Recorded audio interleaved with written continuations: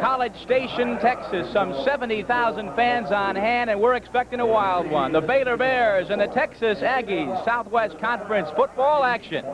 Over the years, A&M has dominated this series. As you can see, last year, though, Baylor won it 20-15. The Bears have won 3 of the last 4 here and 6 of the last 8 overall. Now, as far as the Southwest Conference standings are concerned, A&M, one of 3 teams, still undefeated in the conference. Baylor is at 2-1. They cannot afford a loss today.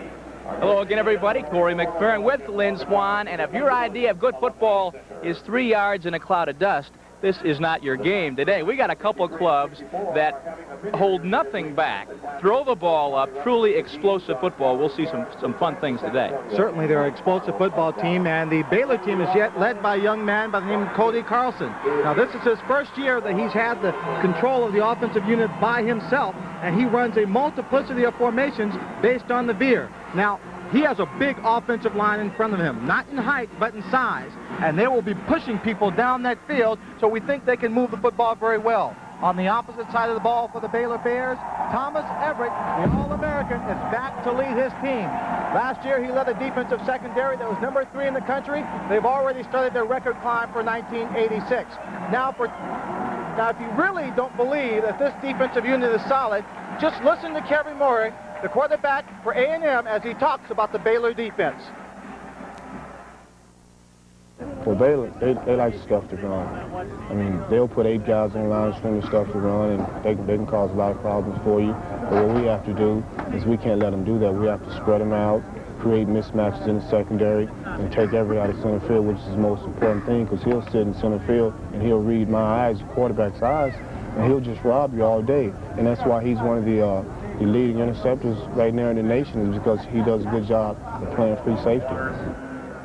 Kevin Murray shows maturity in paying his respect to that defense. He himself is the MVP of the Southwest Conference, and he didn't get there by overrating teams. Now, for the Texas A&M defense, they're led by Johnny Holland. He is a tough young man. He plays aggressive football. He will come in and he will attack like a lion. This young man will be an impact player and be a key player for this ball game this afternoon. You know, one of the fun things about doing a football game here at College Station is the wonderful tradition the Aggies have here, and one of the best is the 12th man tradition. Becky Dixon right now on the field will tell us all about it. Becky? The story behind the 12th man goes all the way back to 1922. In the final game of that season, Coach Dana Bible had to call upon one of the students sitting in the press box to come down and help out his injury-riddled team. Now, the student actually never got into the game, but he stood on the sidelines ready and willing. Today, this tale has become tradition. Aggie students never sit during a game. They stand ready to help out when needed. They truly are this team's 12th man. Now, in 1982, when Jackie Sherrill first came to this school, he was so impressed by this tradition that he developed the 12th man kickoff squad. This team is composed entirely of non-scholarship athletes. Now, some have called them crazy, others have even called them suicidal, but no one has ever argued with their success. In the past 3 seasons, they have not allowed a kick return for a touchdown, they have not allowed a kick return to the 50-yard line, nor a return for more than 29 yards. But even more than that, they are a true motivational factor for this Texas A&M team. Corey? Thank you very much, Becky. Right now, they're singing the Aggie War Hymn at College Station. We'll be back with a kickoff, Baylor and A&M, in just a moment. Field, it's a beautiful day for football, some 70 degrees and some 70,000 people on hand today. Baylor and Texas A&M. I'm Corey McFerrin along with Lynn Swan and Becky Dixon. I'll tell you what, football tradition here at A&M, Lynn, is something else. It's really unlike any place else in the country. The way they take their football, the respect they give their football team, the support they give their football team. Talking to Jackie Sherrill yesterday, he said the most interesting thing about football here is you never get booed. And he said he likes that idea pretty much. Well, that's the whole idea of the 12th man. A football player would never boo his own teammate from the bench. And when you make the fans, the crowd, the alumni, all your supporters a part of your team with the 12th man concept, they support you. They don't give you the boos. They stand behind you. A&M comes in undefeated in Southwest Conference action. The Baylor Bears coming off a loss to SMU last week. Baylor overall is 4-2. A&M is 4-1. A&M, of course, last year made a trip to the Cotton Bowl. First time they've done that in 18 years. No question about it. Baylor and A&M, the class of the Southwest Conference this year. That's Gary Hayes, who will kick it up for the Baylor Bears. Will kick off today. Back to receive for A&M will be Rod Harris along with Mickey Washington. Rod Harris, the most dangerous of those two back there to return. Be interesting to see if Baylor kicks it off to him. And we're underway at Kyle Field. That's Harris in the end zone. He will not bring it out. So the Aggies will bring it out to the 20-yard line. Now their offense today, and they got a good one, the offensive line. Fontenot is a fellow to watch. He's the top athlete there in your backfield. Vick, he's had 2 straight 100-yard performances, but Kevin Murray, the top quarterback in the conference, he's the man that makes this offense go. He should go down as the best quarterback in A&M history.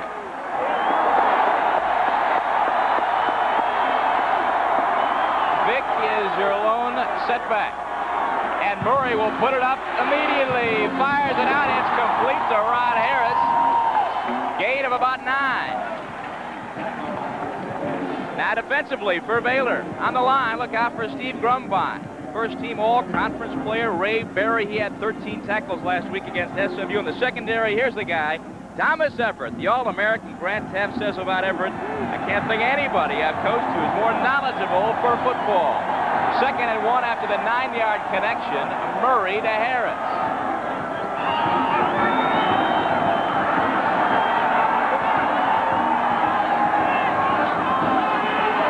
Quick drop back, fires to Harris. Does he have it?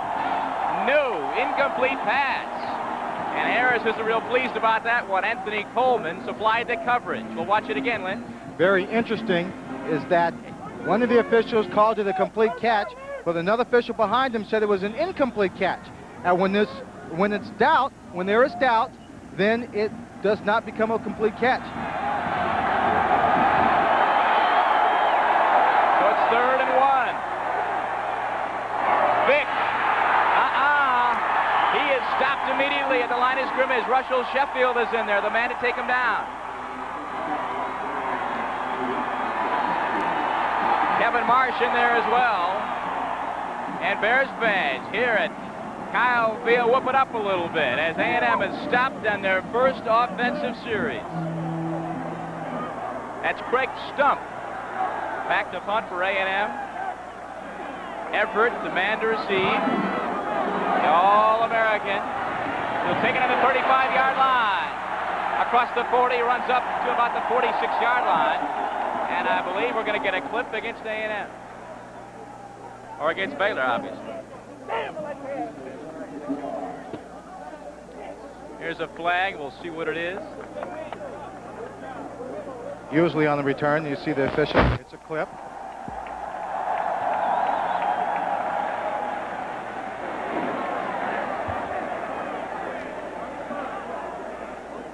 Two officials on that punt return were right on top of it. It must have been very obvious. Clipping by the return team during the run back. 1st down 10. The Baylor offense, I tell you what, their offensive line got to be the best in the conference. Attic, the center, strongest of the bunch. Look out for Cody Carlson, the quarterback. He's out of San Antonio, Baylor's all-time leader in passing yardage and total offense yardage. They begin at the 26-yard line. Murray, Jeffrey Murray, left side, and he is crushed there. Gain of about 2. That A&M defense, O'Brien, the nose guard. Coach Sherrill calls him the best nose guard in the conference, and in the secondary, or in the linebacking core, I should say, Johnny Holland, an All-American, a Butkus Award candidate. He'll be flying all over the field. He is number 11.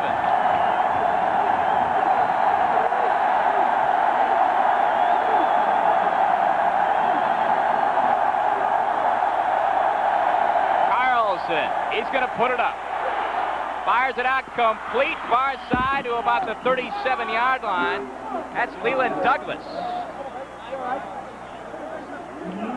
One of the things that this Baylor team will do is give you, as I said at the top of the show, a multiplicity of offensive formations. It's going to be difficult for the A&M secondary and linebackers to pick it up, to read, and make their adjustments. Here you see Douglas making the catch, but right there he steps backwards and out of bounds, and it looks like he did that just short of the first down, so it brings up a 3rd and inches situation. 3rd and inches, and Aggie fans whooping it up. Carlson. I think he fumbled the football. He fumbled the football. At first, it looked like a quarterback sneak. The Aggies say they've got it. And we're going to wait for the official signal, but it appears that's the case. It is A&M football at the 35-yard line. Big break. Always, for the rest of this ball game, I think we have to keep in mind what we just saw from Douglas, the receiver. He had a first down when he caught the pass. Then, in trying to elude a defensive player, he stepped backwards out of bounds. Now we come back to 3rd and short. A quarterback sneak might have been the attempt. He fumbles the football. They give it to the Texas A&M Aggies deep in Baylor territory. Hurry to Vick. Trying to slide through, and he does. Look at him go. Inside the 20, ball is loose, and I think Baylor's got it. And they do. Vick, after a tremendous effort, spinning his way through the line, and guess who's got it? That's right, number 27, Thomas Everett for Baylor. They're all American. Vick's trying desperately to pick up the extra yards. This kid is projected to be a #1 draft choice when he finishes here in college.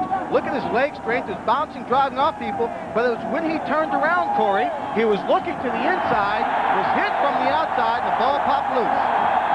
Anthony Coleman, the man to knock into Vick and force that ball out, so Baylor, after one play, has got the football back at the 23.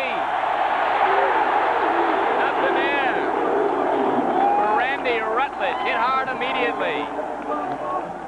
As Jackie Sherrill looks on, Jackie in his 5th year here at A&M. And that record continues to improve every year. Last year, of course, 10 wins, 2 losses. They go to the Cotton Bowl and knock off Auburn easily, as you recall, 36-16. And he loves it here. 2nd and 12 after the 2-yard loss. Carlson up in the pocket, dumps it off. That is Jeffrey Murray. Got a little bit of room. Good block in front of him. Down to about the 47-yard line was David Davis, who made the downfield block. First down for Baylor. Johnny Holland, eventually the man to make the stop. What they're doing, they're sending their receivers deep downfield and spreading them all over. So when Cody gets in trouble, he steps up, finds his back, Jeff Murray, who is just running a short crossing route, looking, waiting to see if he gets in trouble, being there in case he has to dump it off. Good enough for a first down. 25-yard gain for Baylor, 3 yards away from A&M territory. Straight drop back. Carlson fires. That ball tipped by Larry Kelm, inside linebacker. Carlson off the mark. Larry Kelm, all Southwest Conference linebacker, 6'4", 220 pounds. The coaches say about this kid, he's very smart, intelligent, and he's going to have to be smart and intelligent to fool Cody Carlson there. You see it right here. He comes over, plays the quarterback well, gets up in the air, tips it away. That was a sure catch. 2nd and 10 for Carlson. Little play action. Dumps it out across midfield. That's Randy Rutledge. Look at him go. He's going to score maybe, and he does. Rutledge, touchdown, 52 yards.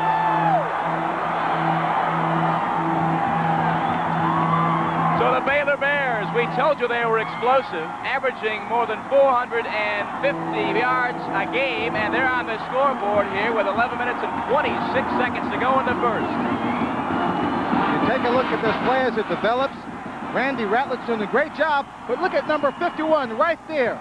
That's John Addix, his brother, an All-American. Mark Addix played at Baylor. He's downfield. He is the offensive center throwing the key block, which brings him for the touchdown.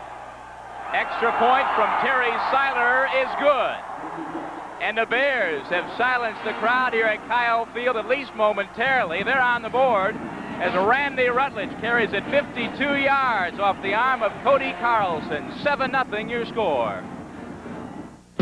When we want to work up a sweat, nothing works like this full-size Chevy pickup. Got the muscle of a fuel injector 350 V8. And it's available on every full-size Chevy. It's got the strength of girder main front suspension. Where? Oh, there. Plus double wall construction. So when you need a tough working partner, nothing works like a Chevy truck. Nothing. Yeah? Yeah. Right?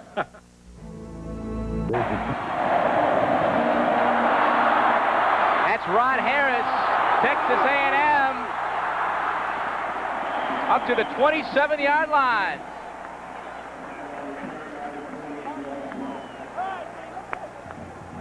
That scoring drive only took him 4 plays. Randy Rutledge, his longest catch of the year, his second touchdown reception of the year. Randy Rutledge, a senior out of Florida, Belle Glade, Florida. So, Texas A&M on offense. Kevin Murray, the offensive player of the year in the Southwest Conference last year, avoids a couple tacklers and fires it out for Keith Woodside. I think he really just threw that ball away. And correct in that, he was under pressure, didn't have a receiver open, receiver that he could see downfield. This young kid, Kevin Murray, has a rocket for an arm. And for you at home, when you're following this game, one way you can tell how fast he throws when he has a short pass anywhere from 15, 20, 25 yards. He's throwing on a straight line. Just time it. Look how fast the ball gets there, and look how little arc it has on it when he throws it. For the year, Murray was 6 touchdowns, 976 yards, and a 61% completion rate. Does not connect there. That ball heading out for Rod Harris. And the interesting thing about that man, Kevin Murray, is 2 years ago, had that severely broken ankle, missed most of the year, came back, had screws in the ankle. In fact, still does have 2 remaining in that ankle. And Coach Jackie Sherrill says, hey, if that injury had not happened, he thinks Murray could have been as great a quarterback as there's ever been in college football. He said, hey, he's pretty darn good right now. But he could have been even better. 3rd and 10 for A&M. On the 26-yard line. Murray will be crushed in the backfield, and that's Robert Waters, weak side linebacker for Baylor, who comes through to make the stop and bring Murray down in the 3rd down play. That's his 6th tackle for a loss this year. Murray is very fortunate here because as he's getting hit, he's got that football in one hand and high above his head. Now, he could have been hit and that ball stripped away, and there would have been a fumble deep in his own backfield. There's the punt, and Everett, the fair catch on the 36-yard line. We are early in the first quarter, a 41-yard punt. Baylor on offense when we come back. Lord. Baylor on offense. They feature the best offensive line in the Southwest Conference. The one thing Jackie Sherrill told us he worried about was perhaps that offensive line just too physical for A&M and perhaps wearing them down by the time this game got into the second half. 36-yard line. That handoff there is to Murray, who spins away and takes it to about the 40-yard line. So Murray, a gain of 4, maybe 5 on the play. Alex Morris, the man to bring him down. Now, when you think about what you just said in terms of the offensive line wearing them down, and then their ability, as they showed in their first touchdown drive, to get a touchdown in less than 2 minutes, if Texas A&M can't really come after them and take something away, they're going to put points on the scoreboard like Miami did last week. Murray and Rutledge in the backfield. The fake to Murray, the option. Carlson will keep across midfield. Look at him go to the 35, down to the 20, 10, 5, inside the 3-yard line. Carlson all the way down, almost takes it in for the touchdown. Incredible run. Cody Carlson not only can throw it long, he's a great option quarterback, as you saw there, 57 yards. Wow. The Veer offense is based on the read. Cody just reads this. He sees a man coming to the outside to pick up the pitch, and he just takes it right upfield. What he does best on this play is he takes it directly upfield. He doesn't veer to the outside to give the man who's covering the pitch a chance to get him. He makes the man on the outside take the long way. He goes down to the 1-yard line. Officially 58 yards now in the ball game. The short yardage quarterback, Matt Clark. And right away, tripped up, I believe that was Murray out of the backfield. But Carlson, a run of that distance, should not at all be surprising. He ran for 100 yards against Southern Cal a few weeks ago. He's a great runner. They have gotten away a little bit from the veer as far as Carlson keeping the ball this year because they want to keep the guy healthy. Right now, the short yardage unit is in just particularly for that, almost, as Grant Teaff calls it, a special team. The power eye they give to McAdoo, and he is upended immediately, makes maybe a yard. O'Brien, the man to bring him down. O'Brien, the all-conference nose guard, as we look at Grant Teaff, who features one of the more interesting offenses in all of college football. In fact, R.C. Slocum yesterday, the assistant head coach and defensive coordinator for A&M, said, hey, I'd rather play any other team in the country than prepare for these guys. Clark wants to throw. He'll keep it. And is he in? Yes. Matt Clark, touchdown, Baylor.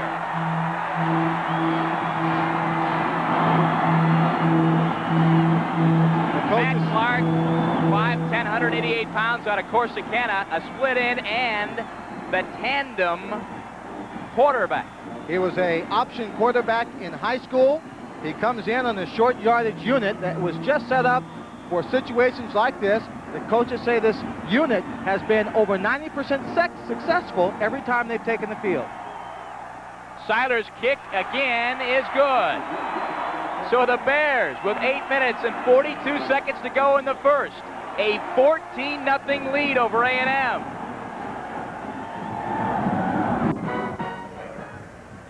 The Bears making life difficult here at Kyle Field early for A&M. 2-yard touchdown run from Clark. The big play, of course, the 58-yard run from Cody Carlson. So Gary Hayes kicks off again. And that is Rod Harris back to receive, brings it out, 15, and he's not going to make it to the 20, brings it out to the 17-yard line. Now let's go down to Becky Dixon. Becky? For the Berry family from Abilene, Texas, A&M versus Baylor means brother against brother. Now, Greg is a linebacker for the Bears, while his brother Dean is a member of the 12-man kickoff squad for the Aggies. With me now are their parents, Mr. and Mrs. Palberry. And Mrs. Berry, how do you decide who you're going to yell for? Well, it is tough, but, you know, you notice I'm wearing buttons for both boys, and we support both of them. Are you surprised by the score so far? Definitely. What did the boys say to each other this week? Well, I think they called each other Monday, and each one of them asked the other one what their game plan was, and neither one of them would tell them. All right, good luck to both of your sons. Corey? I'll bet they wouldn't say anything about it. They certainly wouldn't. In high school, I played against my brother Calvin. Really? And we played against each other 3 years in a row. And we had 2 games we matched up. And he scored 2 touchdowns. I scored 2. But one of the great moments in the ball game, our team won, by the way, was when I had a chance to tackle my own brother. After all the years of being beat up by him, I came out on top. 2nd and 7 after the 3-yard pickup by Roger Vick, and Murray is taken down in a hurry in the backfield. That is big number 57, Ray Berry, the man we were just talking about. The 6'3" senior out of Abilene, all Southwest Conference, the man that Coach Teaff says the 2nd best linebacker I've ever coached. He's a 23-year-old man, all Southwest Conference. He's got good size, good speed. And right there, he showed you a bit of his quickness, just coming around the outside on the blitz and taking Kevin Murray down.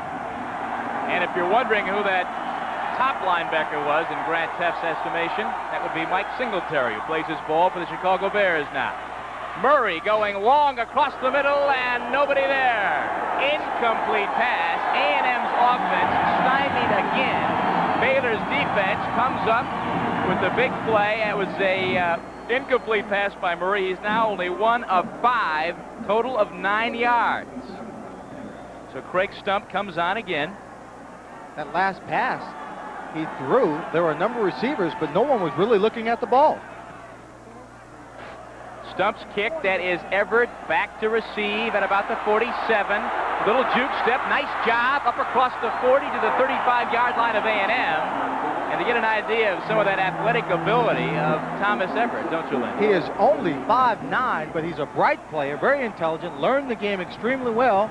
Grant Taft saw something in him at a very early age, said this kid's going to be an All-American. Now, in his senior year, he is returning as an All-American. 17-yard pickup. Don't forget, hey, what a game Monday night. The Broncos and the Jets, couple clubs who lead their respective divisions. Elway for the Broncos. And I'll tell you, the New York Jets defensive line led by Mark Gastineau will take that as a personal challenge and really go after Elway. Kenny O'Brien should be healthy for the game. Freeman McNeil may be back. He's been injured, of course. Should be a good one.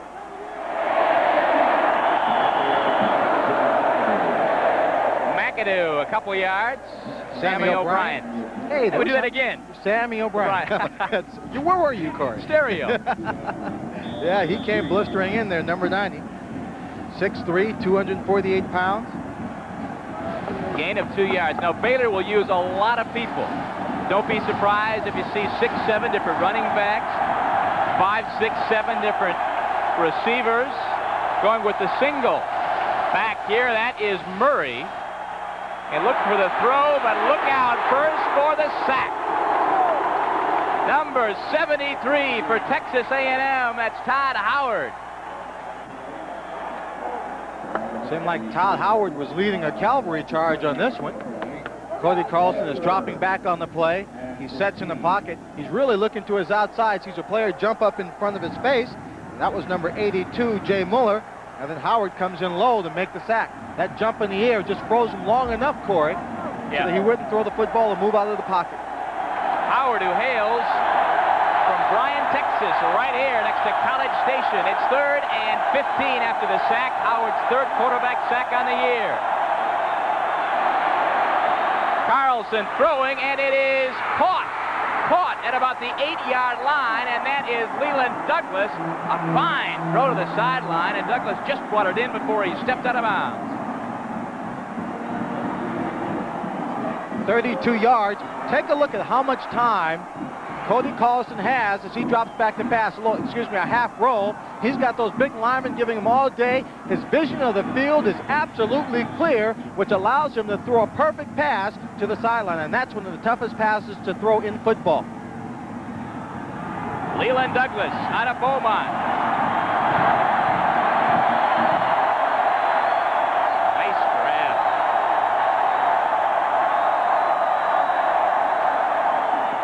Murray, and the give there to number 20. That is Todd Connor. Tries to turn it up. It's about the 4-yard line.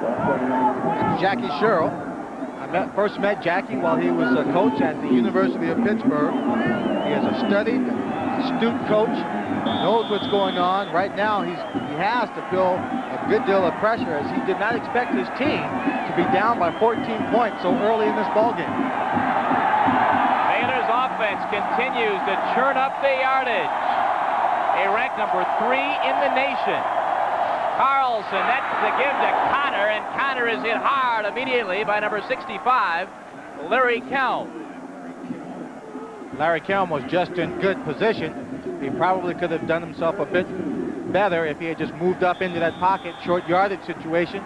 You want to play that line of scrimmage as close as you can, not to give them 1 or 2 yards down here inside the 5.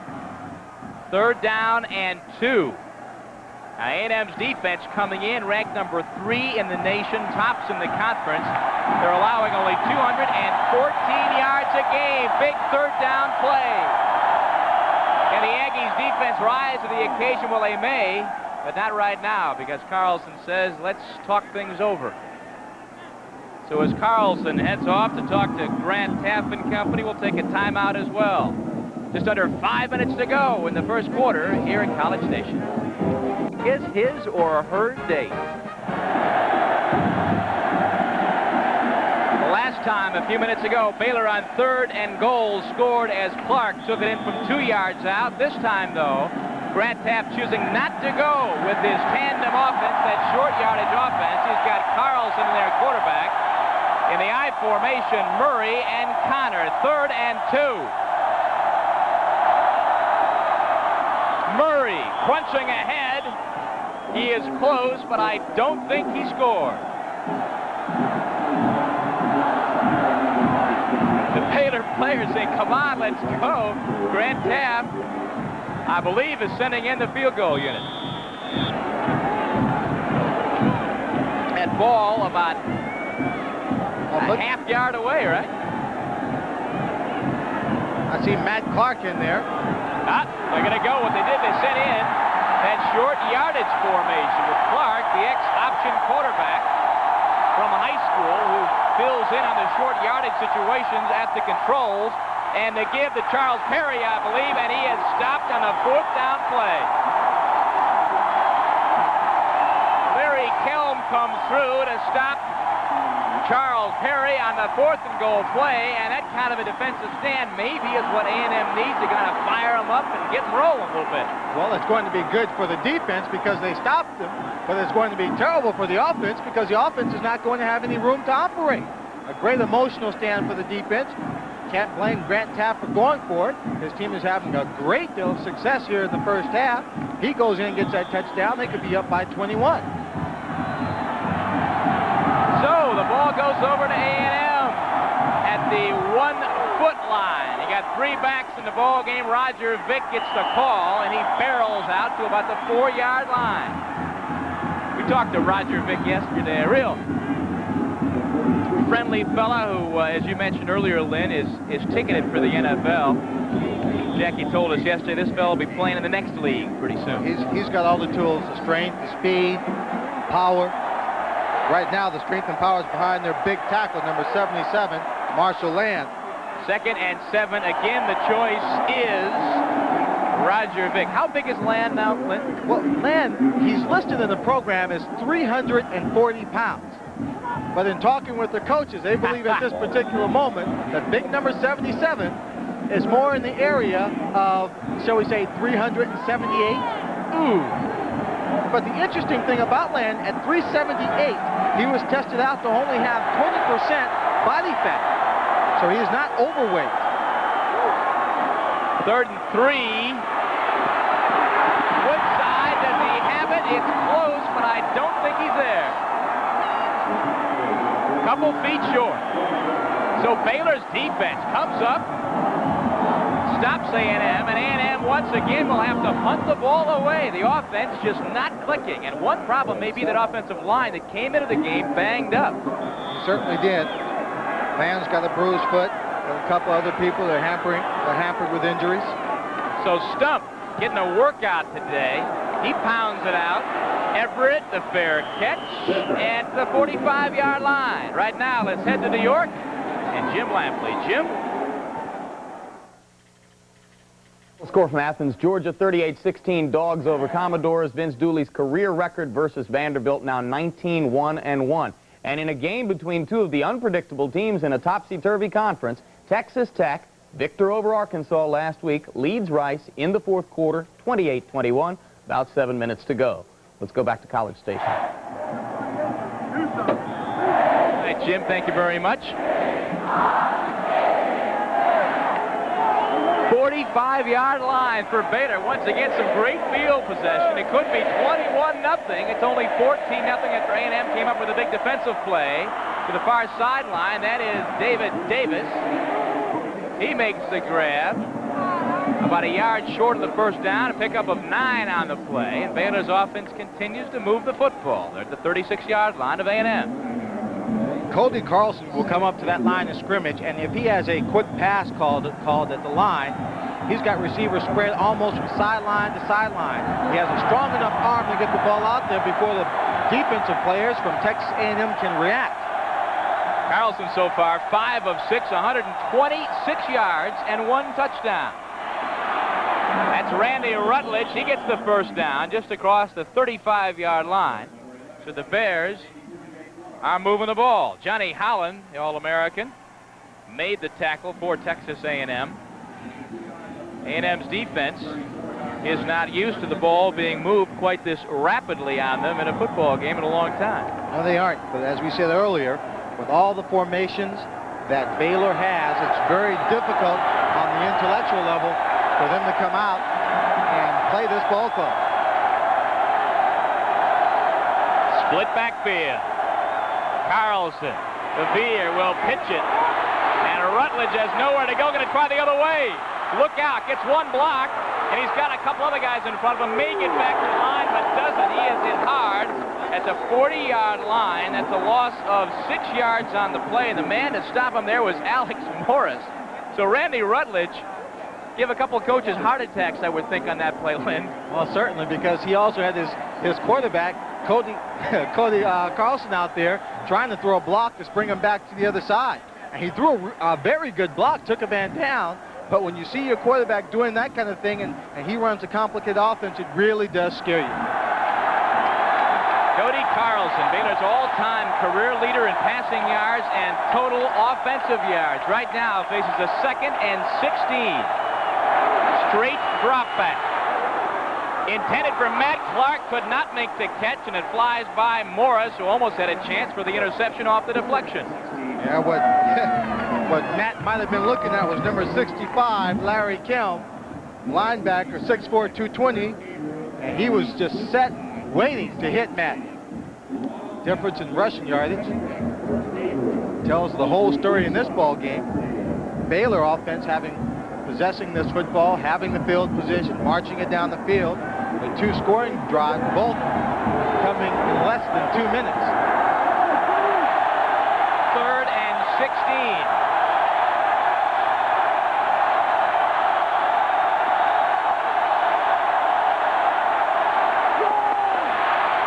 Near side, it is not complete, knocked down there, intended for David Davis, and there is a flag, I believe, on the play. Number 2, Jeff Holly.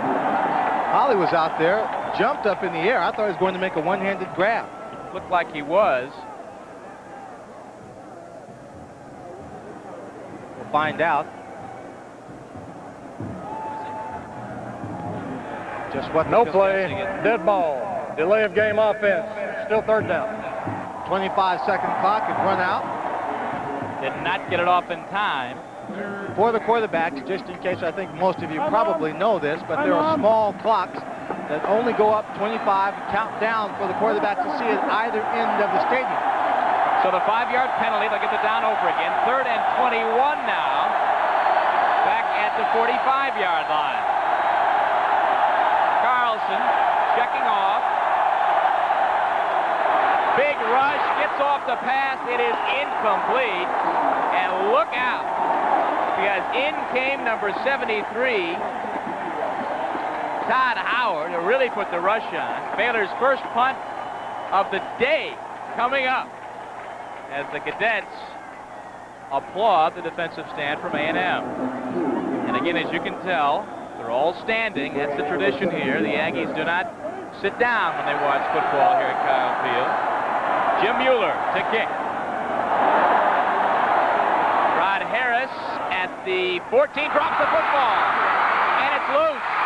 Who's got it? Baylor. The Bears recover. Rod Harris at the 15 lost the sight of the football.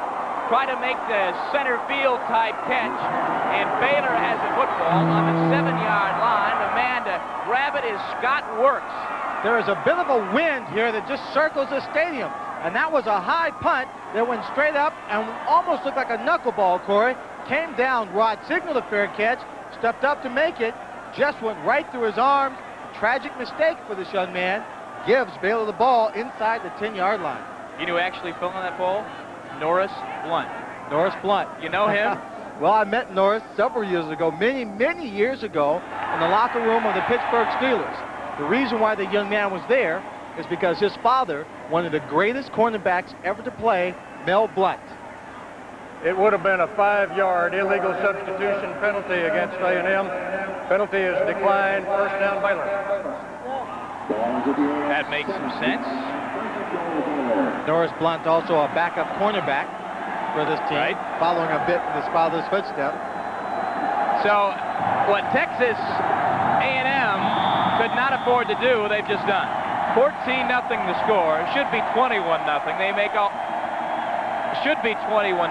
It's 14-0. And they've given the ball away to Baylor inside the 10-yard line. A horrible mistake with 1:12 to go in the first.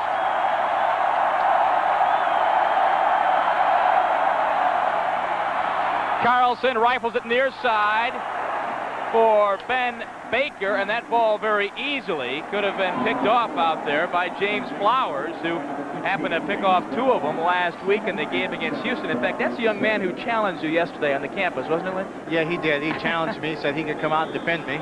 And I, of course, you were polite to him. I decided it would be in my best judgment not to go out there. Jackie Sherrill up against it right now, hoping his defense can stop another scoring threat. So 2nd and 7.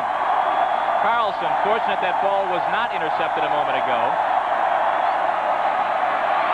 To the end zone for Clark. Overthrew him. Kip Corrington providing coverage there. Corrington, the All-Southwest Conference defensive back and an All-American, All-Academic American. Down here in the goal line, you don't have a lot of room to throw passes. Really, this is where a quarterback really has to use a fine touch. You can't drill every pass. It might not be catchable by his receivers to the corners. He's got to get the loft to the linebackers and drop it into his receivers. So 3rd and 7. Try it again. Big rush, gets it off. It is caught inside the 5. That is Murray. He's tackled immediately. That's Corrington in there who hit him hard. They'll give it to him at the 3-yard line. Watch it again. A lot of crossing patterns for the Baylor Bears. Cody dropping back, going off his heels. He gets a receiver crossing in front Murray. Right there, the hit being made. Defending the goal line. Jackie Sherrill, who is hoping to get to the 500 mark against the Baylor Bears. Right now, it's not looking good. Terry Seiler on for the kick. It is up and good. 13-yard field goal by Seiler, his 6th on the year. A 19-yard field goal, rather, for Seiler. And it's 17. All right, Corey. Thank you, Becky. Be careful down there. All the fans from Waco look like about 15 people. They got a few thousand. We can see some of the green over there, but it's mostly maroon here at Kyle Field. Look out, Murray. Pressured. He's got a man wide open. Rod Harris, and Murray saw the blitz, saw Harris wide open, and just missed him. Had he hit him, it might have been 6. It would have been 6. Harris was pulling away from the cornerback. Kevin was throwing that from more of a horizontal position than a vertical one, back on his heels. The blitz is coming in. He has some faith that his receiver is going to be open. You see him trying to get it off. He can't follow through with the ball, and the ball just sails on him. Look how wide open Harris is here. You can bet that they will come back to that play and try and take advantage of it. Man-to-man coverage. 2nd and 10. And Murray, who comes in as almost a 61% completion, with a 61% completion rate. Today, 1 of 6. There's timeout right now. A&M. A&M calling it. Murray comes to the sideline. Jackie Sherrill's over there along with Lynn Amity. Kevin Murray, we had a chance to talk to him yesterday. An impressive young man. In fact, a great athlete in baseball as well. In fact, played for the Milwaukee Brewers in their rookie league several years ago, back in '82, as a matter of fact, a center fielder. He's a very determined young man. When he had that foot injury, had 4 pins put in, 2 of which were removed and 2 will stay in permanently. The coaches did not expect him to be back at spring practice. He gets out there, comes in spring practice, and we have a new offensive coordinator. I have to learn the system. Got in, learned the system. They came back that next year, said, I'm ready to play. They said, we're not going to start you and have you out here hurt again. We're going to have you split time. He split time 4 or 5 games into the season. He just took over again. 2nd and 10, believe it or not, A&M, as the final seconds in the first quarter approach, still looking for their first down of the day.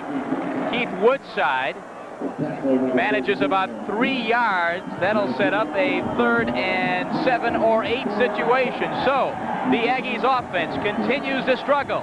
We're through with 1 quarter at Kyle Field, and Baylor is up 17 points. You can see turnovers, a big reason why. Murray zips it out to Rod Bernstein. For Bernstein, his first catch of the day. Bernstein, the club's top receiver, and in fact, the conference's top receiver with 28 receptions coming in. There you see the turnover situation. 1 fumble led to a touchdown. Another fumble led to a field goal. And that, my friends, that throw from Murray to Bernstein is A&M's first down of the day. Good for 12 yards. 12 yards. See the stats there from the first quarter, just dominated by the Baylor offensive unit. They've been on the field most of the game so far. Handoff, Vick. Pounds for a couple. And just to continue to give you an idea how unusual this game is, I'll tell you that as soon as we hear from Becky Dixon. Becky?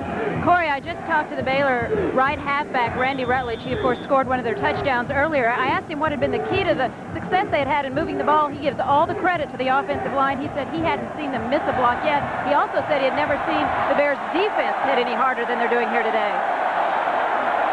That offensive line, they got some horses. Here comes that defense. Blitzes on.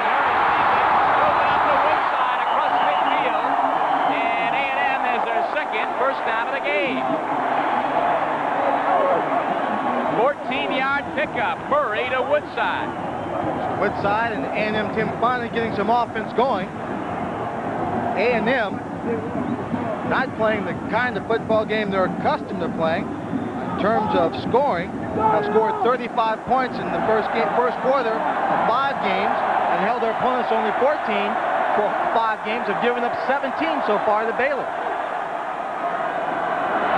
He wants to fire it. He does. Incomplete. Everett supplying the coverage on Rod Bernstein. Thomas Everett, the All-American, the man that A&M wants to keep the ball away from, trying to send the flow a different direction. He is that good. For the scores from around the country. 17-0 early second quarter. A&M, their offense finally showing a little spark here. It's 2nd and 10. Again, the ball smack dab in the middle of the football field. Murray hits Tony Thompson to the 44-yard line. Thompson brought down immediately there by Aaron Grant, the big middle linebacker out of Dallas. The book on Tony Thompson is that he is a young man with great ability, great talent. They expect a lot of things from him, but as of yet, he really hasn't broken out. By broken out, I mean he just hasn't shown all of that talent, put it all together yet. Okay, it's 3rd and 3. Can A&M keep it going after 2 first downs on this drive?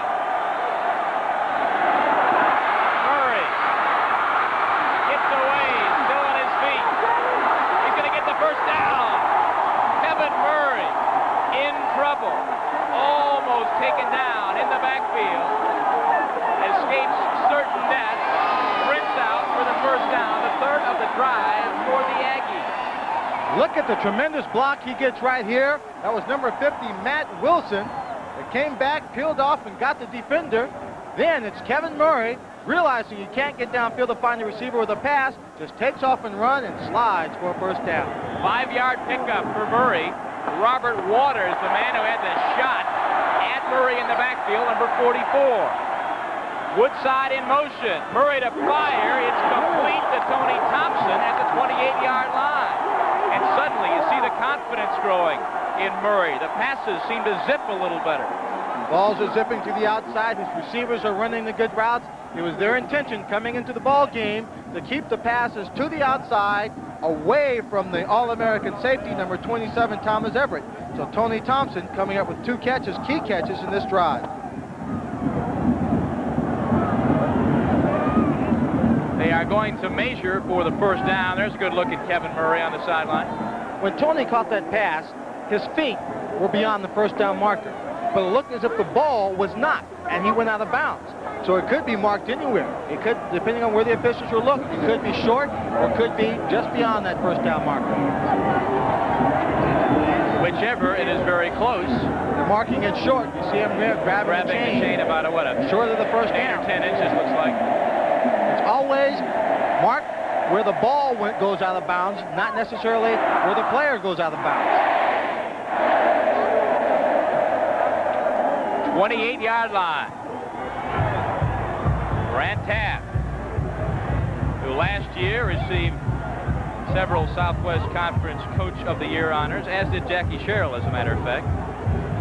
Let's head down to Becky Dixon very quickly. All right. We'll do it in a moment. But first, see what happens on this 2nd and 1 situation. Little play action. Murray, lots of time, just floats it out for Bernstein, and he's got it to the 10-yard line. Nice play, Becky Dixon. Corey, on Baylor's last offensive series, Kobe Fornes, tight end, re-injured an ankle that he had sprained last week against SMU. It's very doubtful he will be back at all today. David Bell will be in on Baylor's next possession.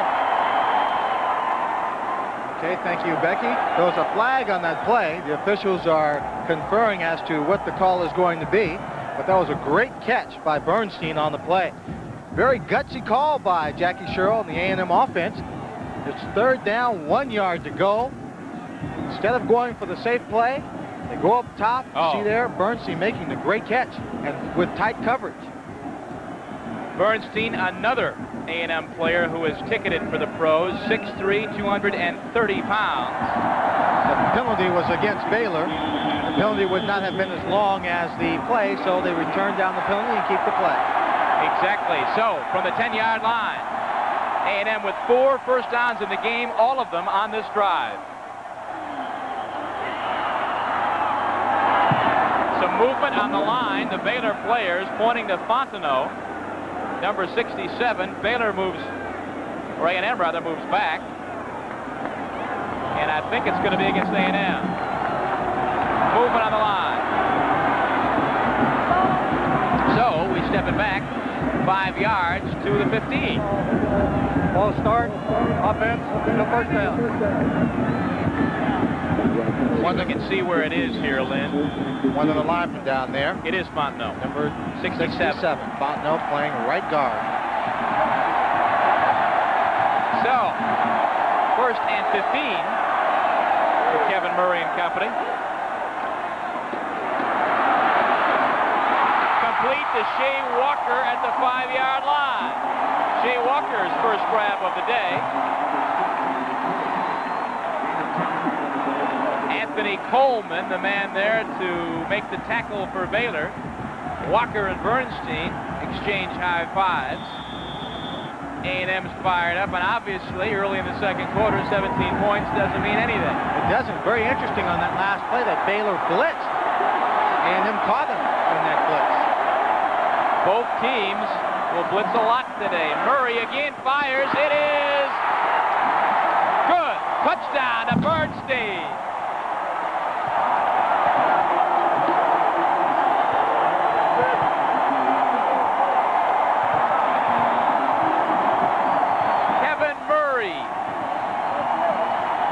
Quick rocket to the corner of the end zone, right near the goal line, and Rod Bernstein is there. Look at that pass. It just goes a straight line, no arc on it. He throws it to a tight corner, tight coverage on Rod. Maintains that concentration. Extra point is good. 7 points for the Aggies. Rod Bernstein, his 3rd touchdown catch of the day, and the Aggies are 7 points closer here at Kyle Field. Listen to the heartbeat. Station, Corey McFerrin, Lynn Swan, and Becky Dixon. We got a 17-7 ball game as Kevin Murray just hit Rod Bernstein with the touchdown. Now it is the Aggies who are kicking off.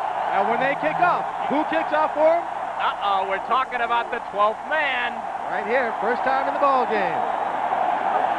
The 12th man. Some 200 students, non-football players, try out for this squad. Some 70,000 all waving those 12th-man towels all around the stadium. Of those 200 or so players who try out, Some 40 are kept. They practice every single day with all the scholarship players. They work out hard, day in and day out, for their opportunity that only comes on Saturday afternoons at home. And as Jackie Sherrill told us yesterday, we went full speed with the 12th man squad once. We'll never do it again. They were that rough. That's Connor.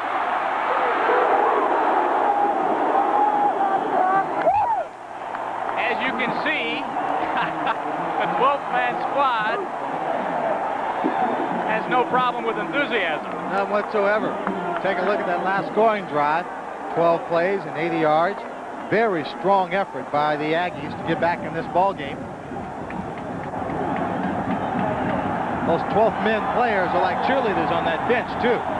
They are. In fact, Rod Harris, the split end, told us yesterday that it really fires up the players to have those guys down there hooting and hollering and cheering you along. From the I formation, Baylor, first man through. Gain of about 2 yards.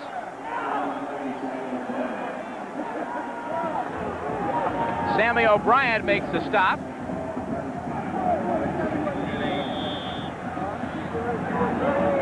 Now what the A&M Aggies need right here is for their defense to come through, put together a stand here with 11 minutes to play in the second period to stop the offense led by Cody Carlson. Connor in there along with McAdoo, the split backfield. The give is to Connor, looking for a hole, tries the left side and slides through to the 32-yard line. That play is a great example of the variation that Baylor is presenting to Texas A&M. They ran that play to the right side, tried to get the flow of the defense to move to the right, then gave it to the back who was cutting against the grain, just looking for any kind of a hole to pick his way and go downfield. So again, we have that tandem offense situation. 2 yards or less at 3rd and 2. Carlson, though, is in the ball game. And the backs, as you can see, are split. Connor right side, he has stopped. Big defensive play. That's Larry Kell in there. Kell makes the play.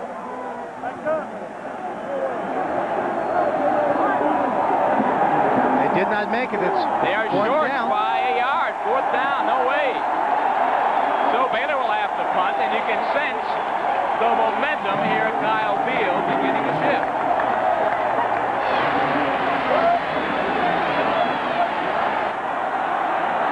Second punt of the day for Mueller. As you can see, does not wear the shoe.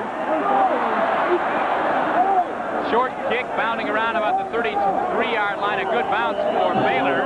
And it's out of bounds at about the 25-yard line. So A&M's offense, we'll see if they can't repeat what they did a few moments ago.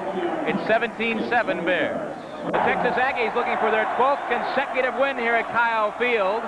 They give there to Roger Vick up the middle for a couple. In fact, the Aggies have not lost here at Kyle Field since October of '84. And the team to beat them on that Saturday afternoon was the Baylor Bears. Baylor really has handled these guys pretty well the past few seasons. They've won 3 of the last 4 at Kyle Field, 6 of the last 8 overall, including a 20-15 decision last year at Waco.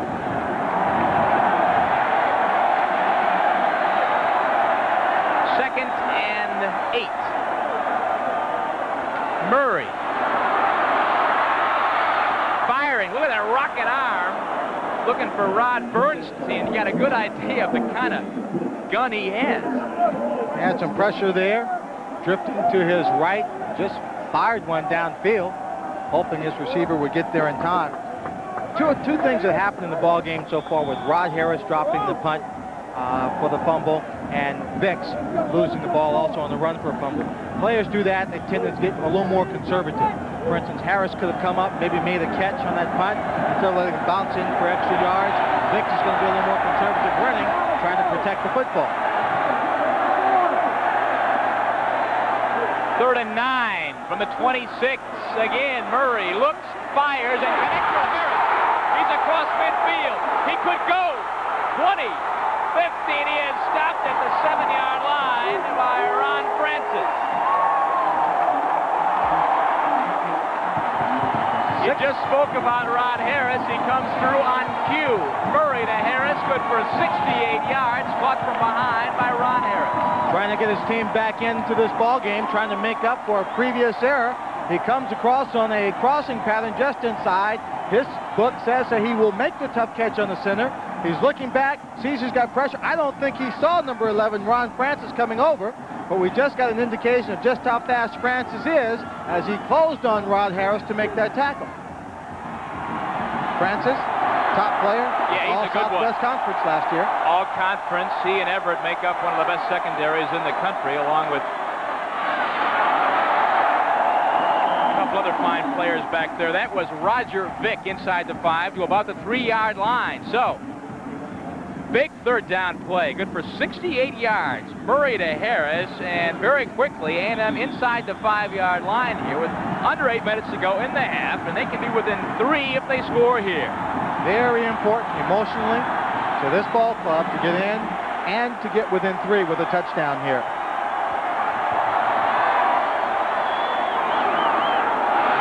Right side, catapulting, but he's short. He's at about the 1-yard line, and there's a flag away from the play. Line judge called that. There's going to be something on the team, probably alignment. You see Kevin, indicating offsides. And that's the call. Against the Baylor Bears. You get down there tight. You're on a short yardage situation, the goal line. You can't afford to give up an inch. You're trying to fight the whole time. The lineman will come up, and they'll line up on the ball, and if one player lines up off, the other players lining up off him will be offside. So take a look. He goes up in the air. Vick's about 4 yards from the goal line and gets within 1. They'll take the penalty, I believe, save the down, so they'll have second down instead of third down. Exactly. Second and goal here. The ball at the 1/2-yard line. Offside defense. Penalty declined. Nope. Third down. No, they don't. I'm not sure I understand that. Well, they may have just felt that if they move the ball half the distance to the goal line, it'd still be further away than where the ball is now. They'll take their chances having one less down. Murray, touchdown! And it pays off. Kevin Murray takes it in.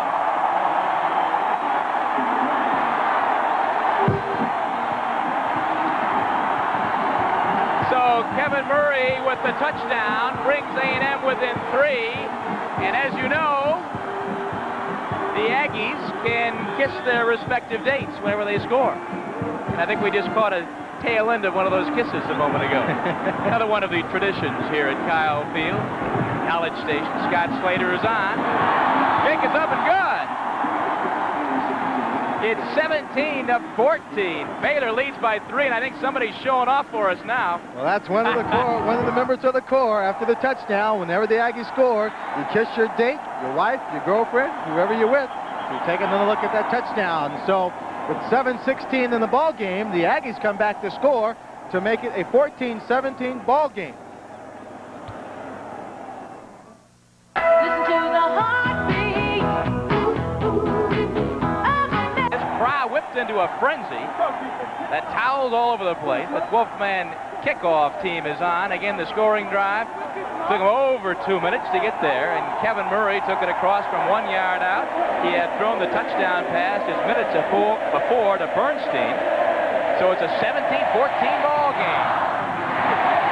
And kickoff, and it is out of bounds at about the 8 or 9 yard line. Let's go down now to Becky Dixon. Becky?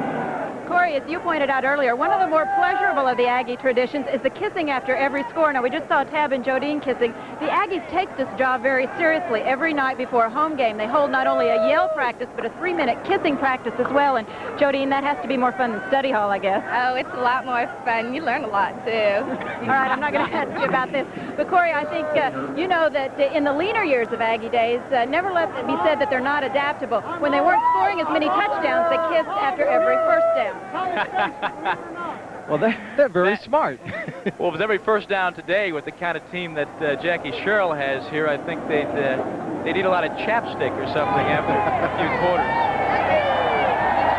Scott Slater will do it again. after that last I'll tell you, all that kissing makes a bachelor feel like he's kind of out of it without a girlfriend here.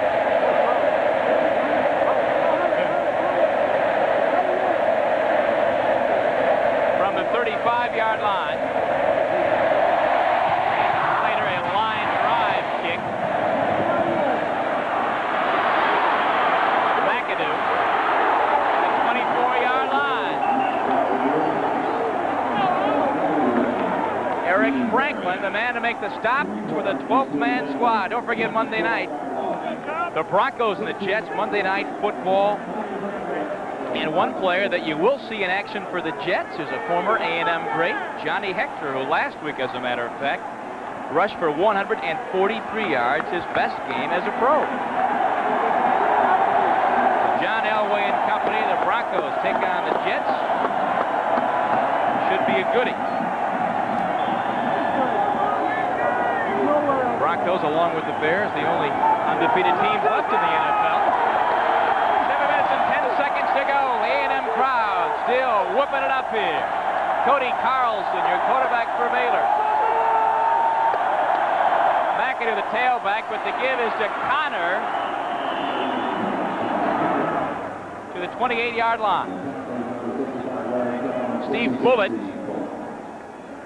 nails him for A&M. A&M back in this ball game because their defense has really turned things around. They've stopped the Bears in their last drive, had them punt the football, had pretty good field position. Right now, the Charge going to do the same thing. It'll be 2nd and 6.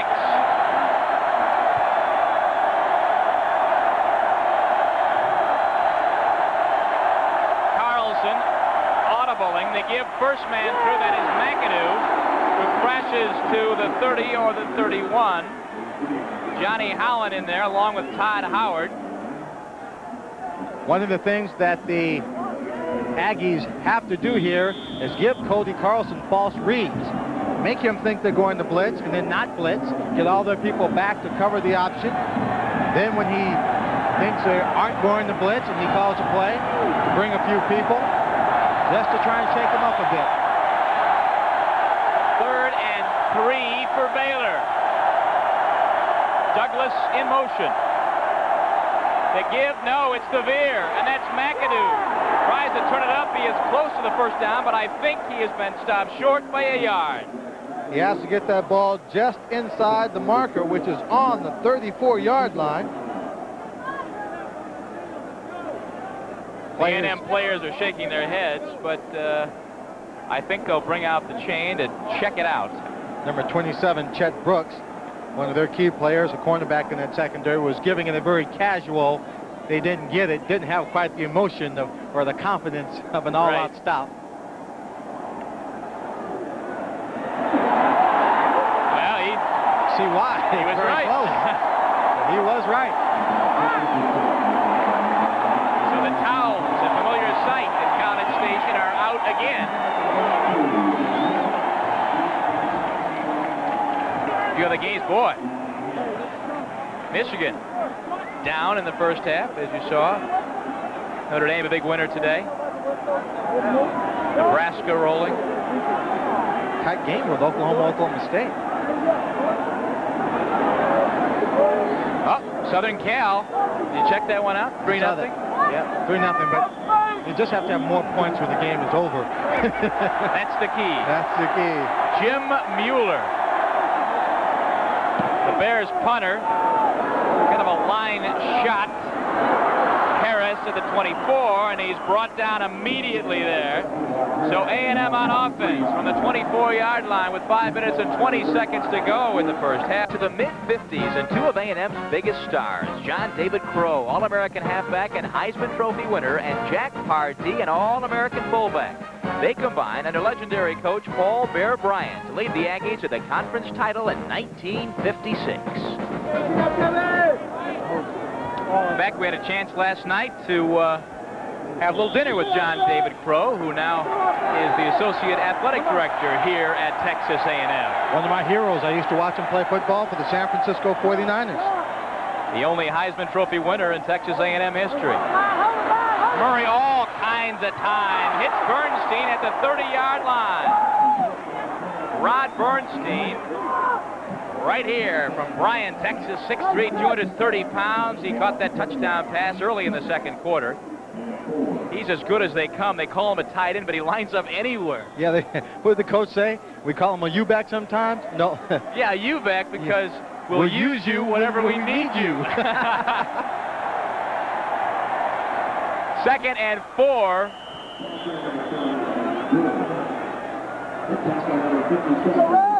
Matt Gurley in the ball game for the first time, a gain of 3. Bernstein, by the way, 4 catches for 42 yards and a touchdown.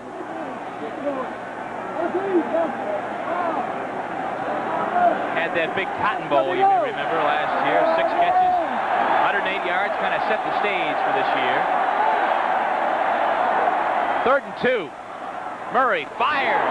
First down at about the 40-yard line. That's number 80, Tony Thompson. Going to the outside, trying to stay away from the center of the field. Going there only when they have to. That is 5 straight successful 3rd down conversions. Whatever they were doing wrong in the first period, aside from just making the obvious mistakes in terms of turnovers, the Aggie offense has corrected it, putting together a very good drive in this ball game. Backs in the eye, the pitch to Woodside. This guy can run. Tries to crash through on the right side, gets to about the 43-yard line, where he stopped there by Kevin Marsh, the big left end out of San Antonio. Grant Tapp trying to get his defensive unit to settle down. They did fairly well on that last play, stringing him out to the outside, not giving them a big hole on the inside until help came to the outside. 4-yard gain on Woodside. Look out, Waters sacks Murray back at the 31-yard line. He was coming. That is the 3rd sack of the day. Waters nails him. You may remember about 5 minutes earlier in this ball game, he had a chance to nail him and missed him. Sure did. This time we see Kevin. He's looking downfield. Waters comes from the outside. He should have been able to see Waters and get rid of that football. Had his head slightly turned to his left side. His back was to the player, though. You may recall last year, Waters' interception on the Baylor 13 with 12 seconds to play sealed the 20-15 win for the Bears. So 3rd and 16, Murray firing. He's got his man at about the 47-yard line, Shea Walker. And some cross signals there between Walker and Rod Bernstein. Walker makes the grab, the catch, but Bernstein was coming across at the same point of the reception, and he jumped up in the air to avoid the contact, but it was just enough to bring Shea Walker down. So he was tackled by one of his own players. That's why he looked a little miffed, because of that and the fact that he's 2 yards short of the first down. Had it not happened, I'm sure he felt like he could have maneuvered for an extra yard or 2. There's a timeout in the field with 2 minutes and 24 seconds to go in the half. We got a ball game at College Station. Corey McFerrin, Lynn Swan, and Becky Dixon with you. Baylor a 3-point lead. Less than 2.5 to go. Craig Stump on the punt for A&M. His 5th punt of the ball game. First of the quarter is a deep one, and Everett grabs it at the 8-yard line where Baylor will take over. A 43-yard punt. Right now, let's pay a visit to the Baylor campus in Waco. Through the years, Baylor University has offered students from around the world a high standard of value-based Christian education. Today, Baylor proudly continues its traditions of moral awareness, academic excellence, and individual achievement. Baylor University, a place to meet the challenges of our times, a place to learn, a place to grow.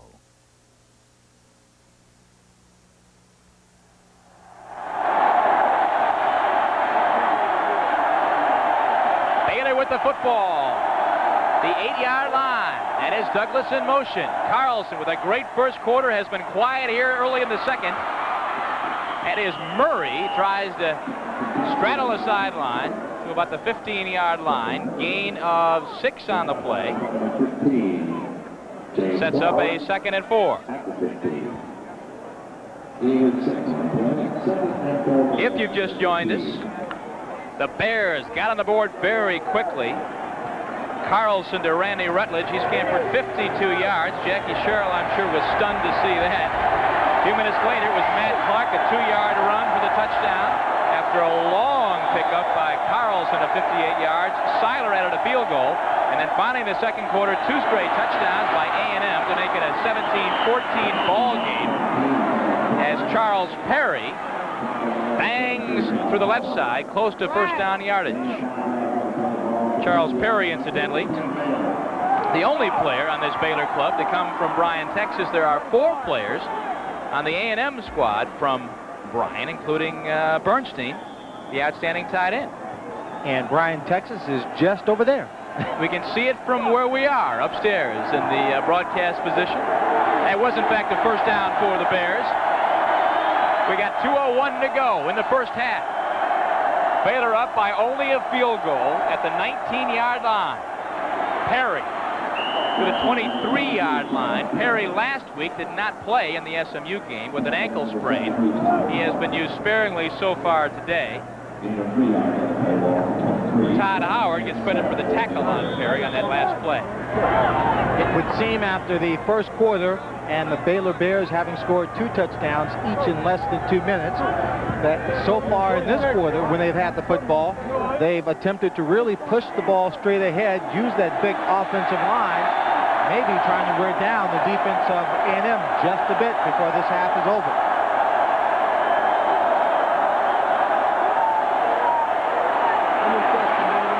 Carlson is hit and hit hard by Johnny Holland. There's a flag on the play. Holland says, "What's going on?" Carlson seemed to freeze in the middle of the play, perhaps because he saw the flag. Oh, it's too much time. I don't know if it was too much time, but what happened there...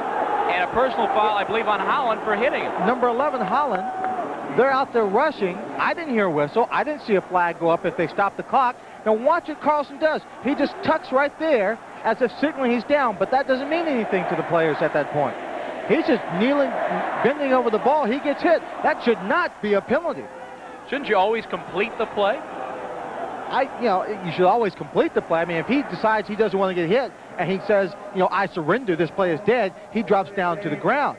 He just tucks right there. That shot was...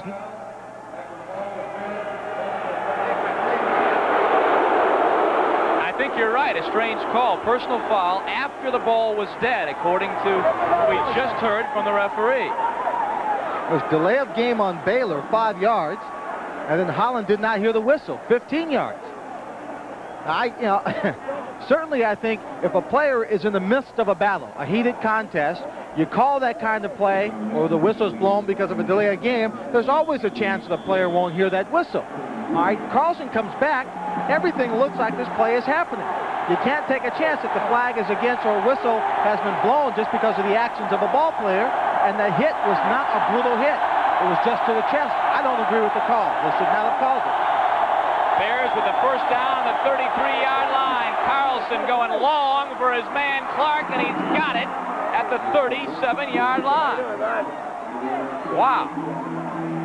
With less than a minute to go, we're down to 47 seconds. Clark, a 30-yard reception from Carlson. Clark, Carlson's favorite target. Here we go. Coming on the heels of what I think has to be the most controversial play of the game so far. Personal foul. Clark beat Flowers, and that could be a very, very big play before this game is over. Less than 46 seconds to go. Carlson is hit by Holland, this time fair and square, and I'm sure Holland had a little bit of resentment when he made that hit. Holland will jump out and look at the official and say, now call a penalty on this play. The play was in force, legal hit. He hits him chest high with a little more force than he hit him when he was just standing there. It looked like he had a few things to say after the play, too. Yeah, well, it won't be the last of it. That's right. Holland, a legitimate Butkus Award candidate.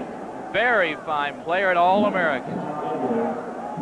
Texas A&M, we've enjoyed our stay here at College Station. A beautiful, beautiful campus. And right now, let's take a look at Texas A&M and College Station. 150 years after its founding, frontiers are still being explored in the Lone Star State, and certainly at Texas A&M. For students and teachers, frontiers are those of the mind, like the universe constantly expanding. For researchers, new horizons are searched on land in finding better ways to feed a hungry world, beneath the sea in secrets guarded by centuries, and beyond our planet, probing mysteries not yet gleaned. At Texas A&M, a new frontier simply means a new idea. Baylor had taken the timeout. They have none remaining for the half. There are 27 seconds to go. It's a 17-14 ball game. The Bears in front by a field goal. Ball at the 42-yard line. Fans are screaming and, of course, on their feet. Carlson calls signals. Fires it for Douglas. It is out of bounds.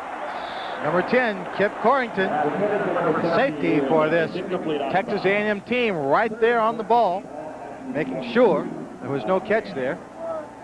Corrington, who stands only 5'11", 170 pounds, that academic All-American, as we mentioned earlier. 3.9 GPA. Yeah. What was that class? The only class that had a B? English rhetoric prior to the 14th century. And I had a conversation with Kip, and he seemed very much to me up to date on what was happening back in the English rhetoric before the 14th century. I can't understand a B in that situation, but nonetheless, his only B ever. 22 seconds to go. Baylor puts it up. It is caught at the 15-yard line.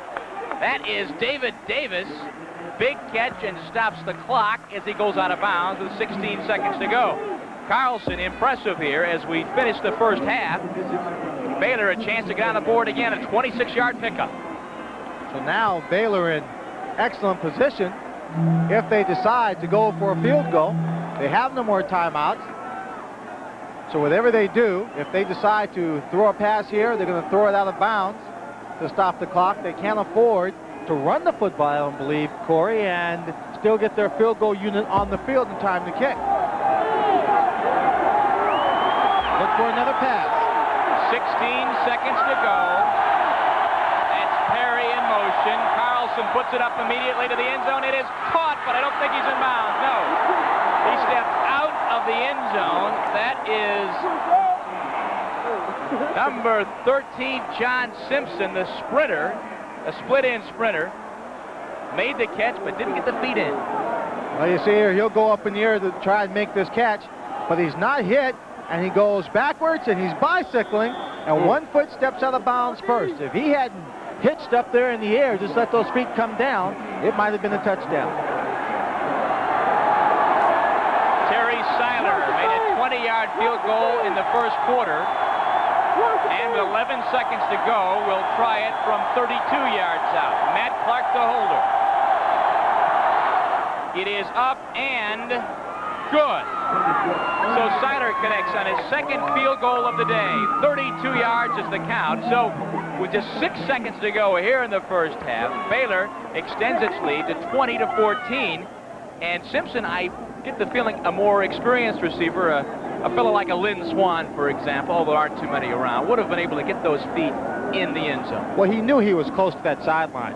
He jumps up in the air for a pass that's underthrown, and in a situation like that, the underthrown pass is good. It is so tough to defend.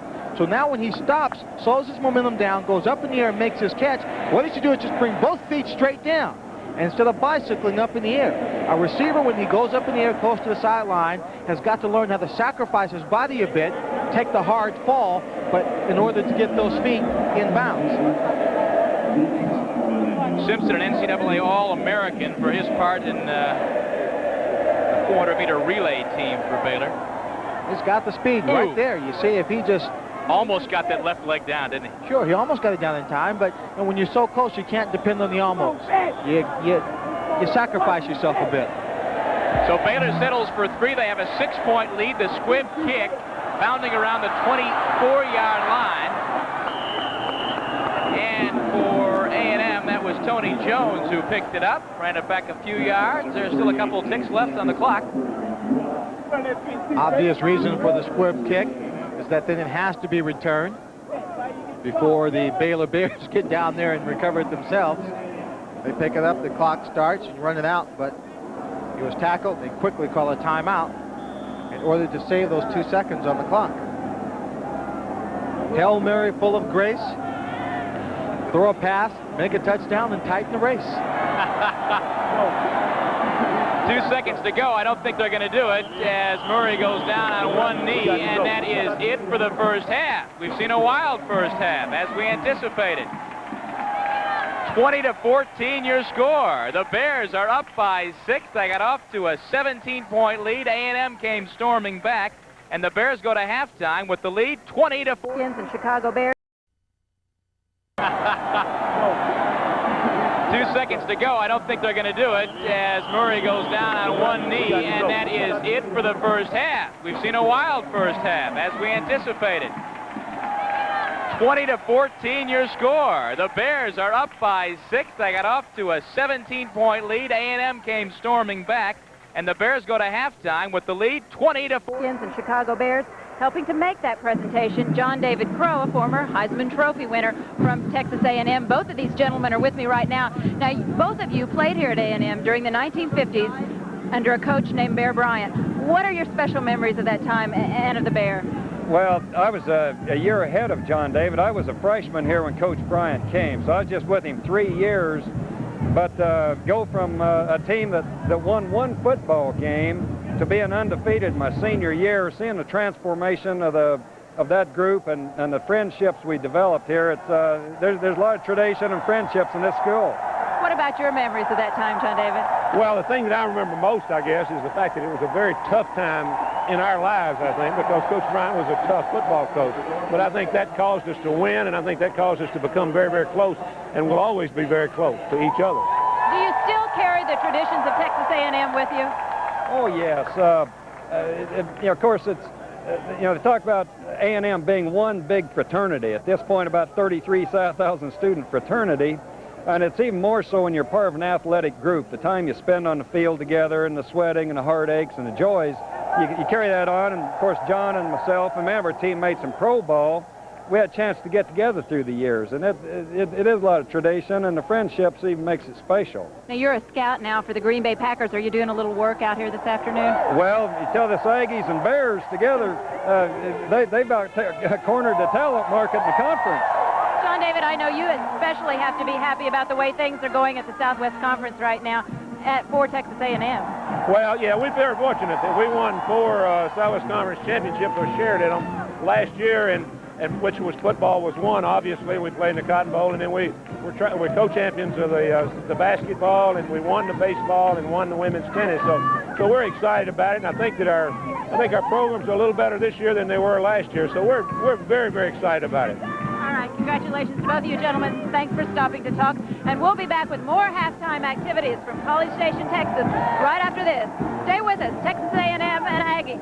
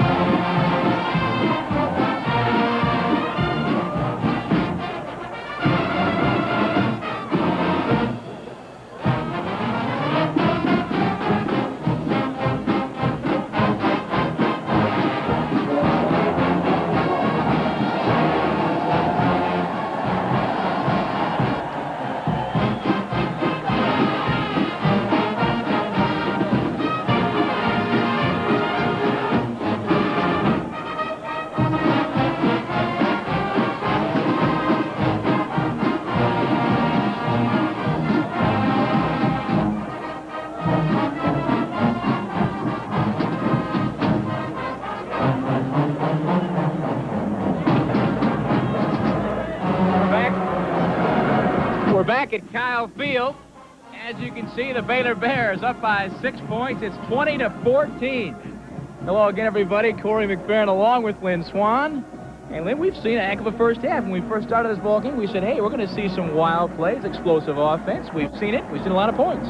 We've seen some mistakes also that set up some great plays, and I'm frankly surprised that the Aggies made so many mistakes in the first half. In fact, the very first touchdown for Baylor was set up by an Aggie fumble, and that touchdown was a Carlson throw to Randy Rutledge, and he just simply takes off. Yeah, there was a fumble. They had good field position. They were relaxed, but what happened on this play was just great downfield blocking. You see it once again, number 51, John Addix, the center, is downfield throwing blocks all over the place as Randy Rutledge turns in a 52-yard performance, and it's a 52-yard pass play, but more like a lateral pass and all run. Now Baylor's second touchdown set up by a 58-yard run by Cody Carlson. Matt Clark at the controls here in the short yardage situation. Cody Carlson did an excellent job reading that veer. The short yardage team came in. They'd run 2 plays. They were not successful. Then Matt stays in there, sprints to the outside. The old high school quarterback comes through. Then Seiler hit a field goal, a 20-yard field goal, made it 17-0. Then second quarter, here comes A&M. Kevin Murray here will hit Rod Bernstein. Number 29, Bernstein, lines up everywhere on the football field. In the backfield, at flanker, and sometimes split out. Makes a great catch in the corner. Then it's Murray again. This time he will keep it himself, and it's a 17-14 ball game. Kevin Murray had been leading his team down the field with pinpoint passing, trying to avoid the mistakes. They found themselves in the second quarter, came back to make it a 3-point ball game, and it wasn't until the end of the second half that Baylor, very similar, as you see, A&M right there within 85 yards of the Baylor Bears, and in the end of the first quarter, it looked like Baylor was going to run away with it and put up a Miami kind of game like we saw last week against West Virginia. But they fought back. The A&M defense came back. They stopped Cody Carlson from making the touchdowns on the quick strikes. So it's Baylor and A&M of 19 performance, 180 yards, and a touchdown in the first half. And if you recall, he got off to a horrible start, Lynn. He was like 1 for 6 to begin the game. It seemed as if he was trying to force things, trying to make everything happen all on his own. And anytime you play against a well-coached and disciplined team, most people aren't going to be able to make that kind of action happen unless they get help from the entire unit. Murray, of course, not the only quarterback who shined in the first half for the Baylor Bears. Their signal caller, Cody Carlson, put up some pretty impressive numbers as well. He started out conversely very hot in the beginning, slowed down, and then came back with an impressive drive at the end of the first half to set up that field goal. In the end, he's 9 for 16 and 193 yards and 1 touchdown.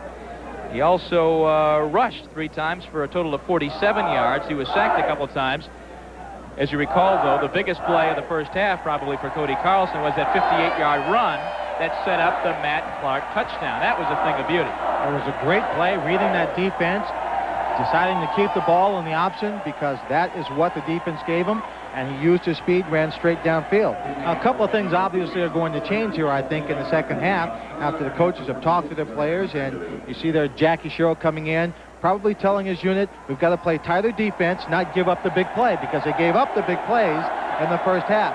On the other side, I think it's pretty obvious that Jackie Sherrill's offense has been going to the sideline for most of their pass plays. I think the defense for Baylor is going to tee off on that a little bit more, try and put more pressure on Kevin Murray, and then try and run a more controlled offense here in the second half. There's Taft. Brad Taft, now the winningest coach in Bears history as we begin the second half. A&M the kickoff.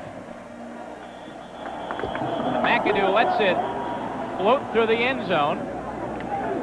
The 12th man getting its job done in good style here this afternoon. You know, if you came to a football game here at A&M and you didn't know about the 12th man, it wouldn't take you long to figure it out. Just the way they go out there, the intensity, they're jumping, they're diving around, the energy, it's incredible to see them on the field. Well, it's a great move. There are so many players that just don't want to be on special teams. Coaches will tell you, I have a player who runs a 4-4 and a player who runs a 5-flat. But the 5-flat player always gets down to the kickoff first because he wants to be there. They have a unit, everybody wants to be there. One of the factors, too, it saves the regular frontline players who may participate in special teams from injury. Cody Carlson at the controls for Baylor. This is Murray He said, let's try a different direction, but he had no option there as A&M buries him. Larry Kelm leads the charge. In the first half, I said the defense of Texas A&M was going to try and give Baylor some false reads. That was one of them right there. They lined up, and it looked like they were short a man on the outside. So Cody Carlson comes up. He calls a play at the line of scrimmage. He decides to take the play to the outside. And the defensive line just shifted when the ball was snapped to their left. Cody's right, and all their players in position for it. 2nd and 8. Carlson wants to go up top, hits Murray, but he's lucky if he makes it back to the line of scrimmage. In fact, I think he lost a couple. Made that move like you done that before. Roper, 83. John read the play extremely well. There for the stop. So the defense for the Aggies scoring just comes out, made their adjustments, and it shows very quickly, stopping them on the first drive, first 2 plays. Ever since that goal line stand in the first half when they came up big to stop Baylor on a 4th down play and get the ball back for the offense, A&M's defense has played considerably different. Carlson fires it up, going to be picked off, I think, and it is by A&M. That's number 15, James Flowers. Well, the young man who challenged me yesterday comes through for his team. That ball just floated in the air. I didn't really think he was throwing it in that short area. He had a receiver that took off going deep. But Flowers, reading the pass in the air, hung tight in his territory. You see, he goes up. That's an excellent catch he makes right there. James Flowers.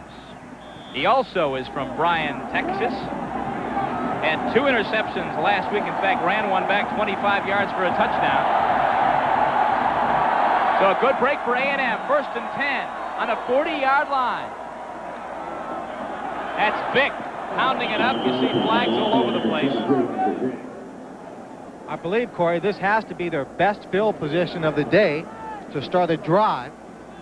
They've been backed up pretty good. They had a drive, I think, 1 touchdown drive was 76 yards. The other touchdown was of substantial yardage, 64. I'm going to walk the other direction right now, however. 2 offensive players moving at the same time without getting reset. Still 1st down, illegal shift. Illegal shift. They push it back to the 45-yard line. 5-yard penalty. It'll be 1st and 15. We've just begun the 3rd quarter. James Flowers' interception gives A&M great field position.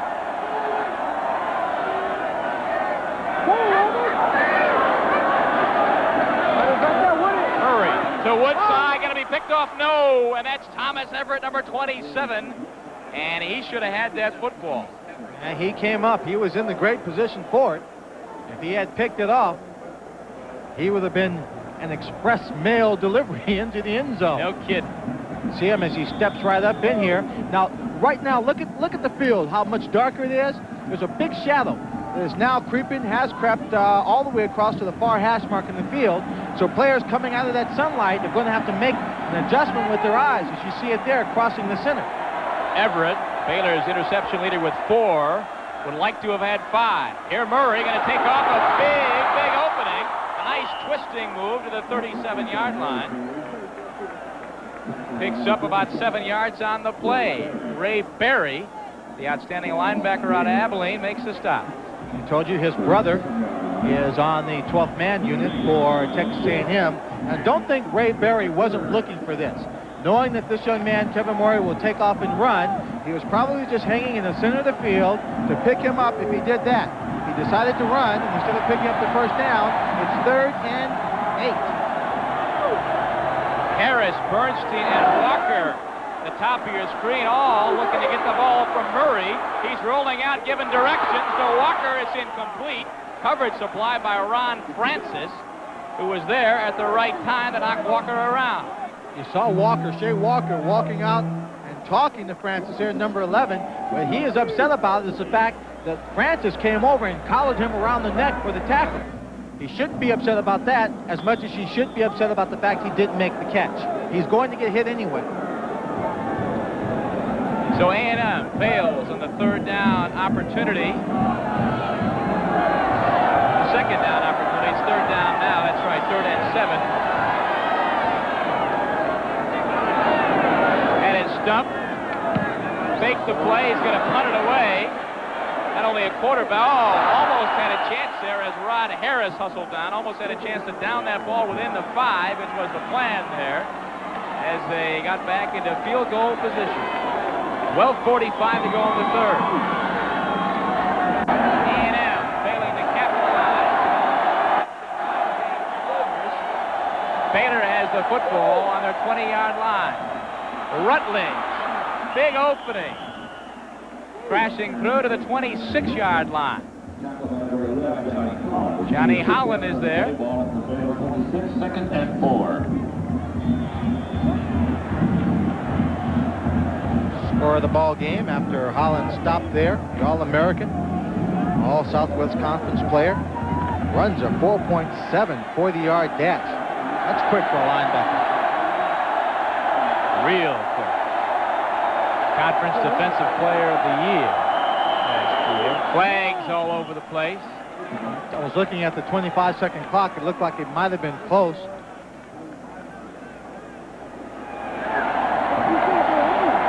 On Baylor. Illegal movement. 5 yards back. Ball starts. Offense. Still second down. Ball starts, still second down. There's that clock I was telling you about, 25 seconds, now ticking down. So the quarterback, no matter which direction he's going, there's one opposite at the other end. You can see the clock, see how much time he has left to call that play.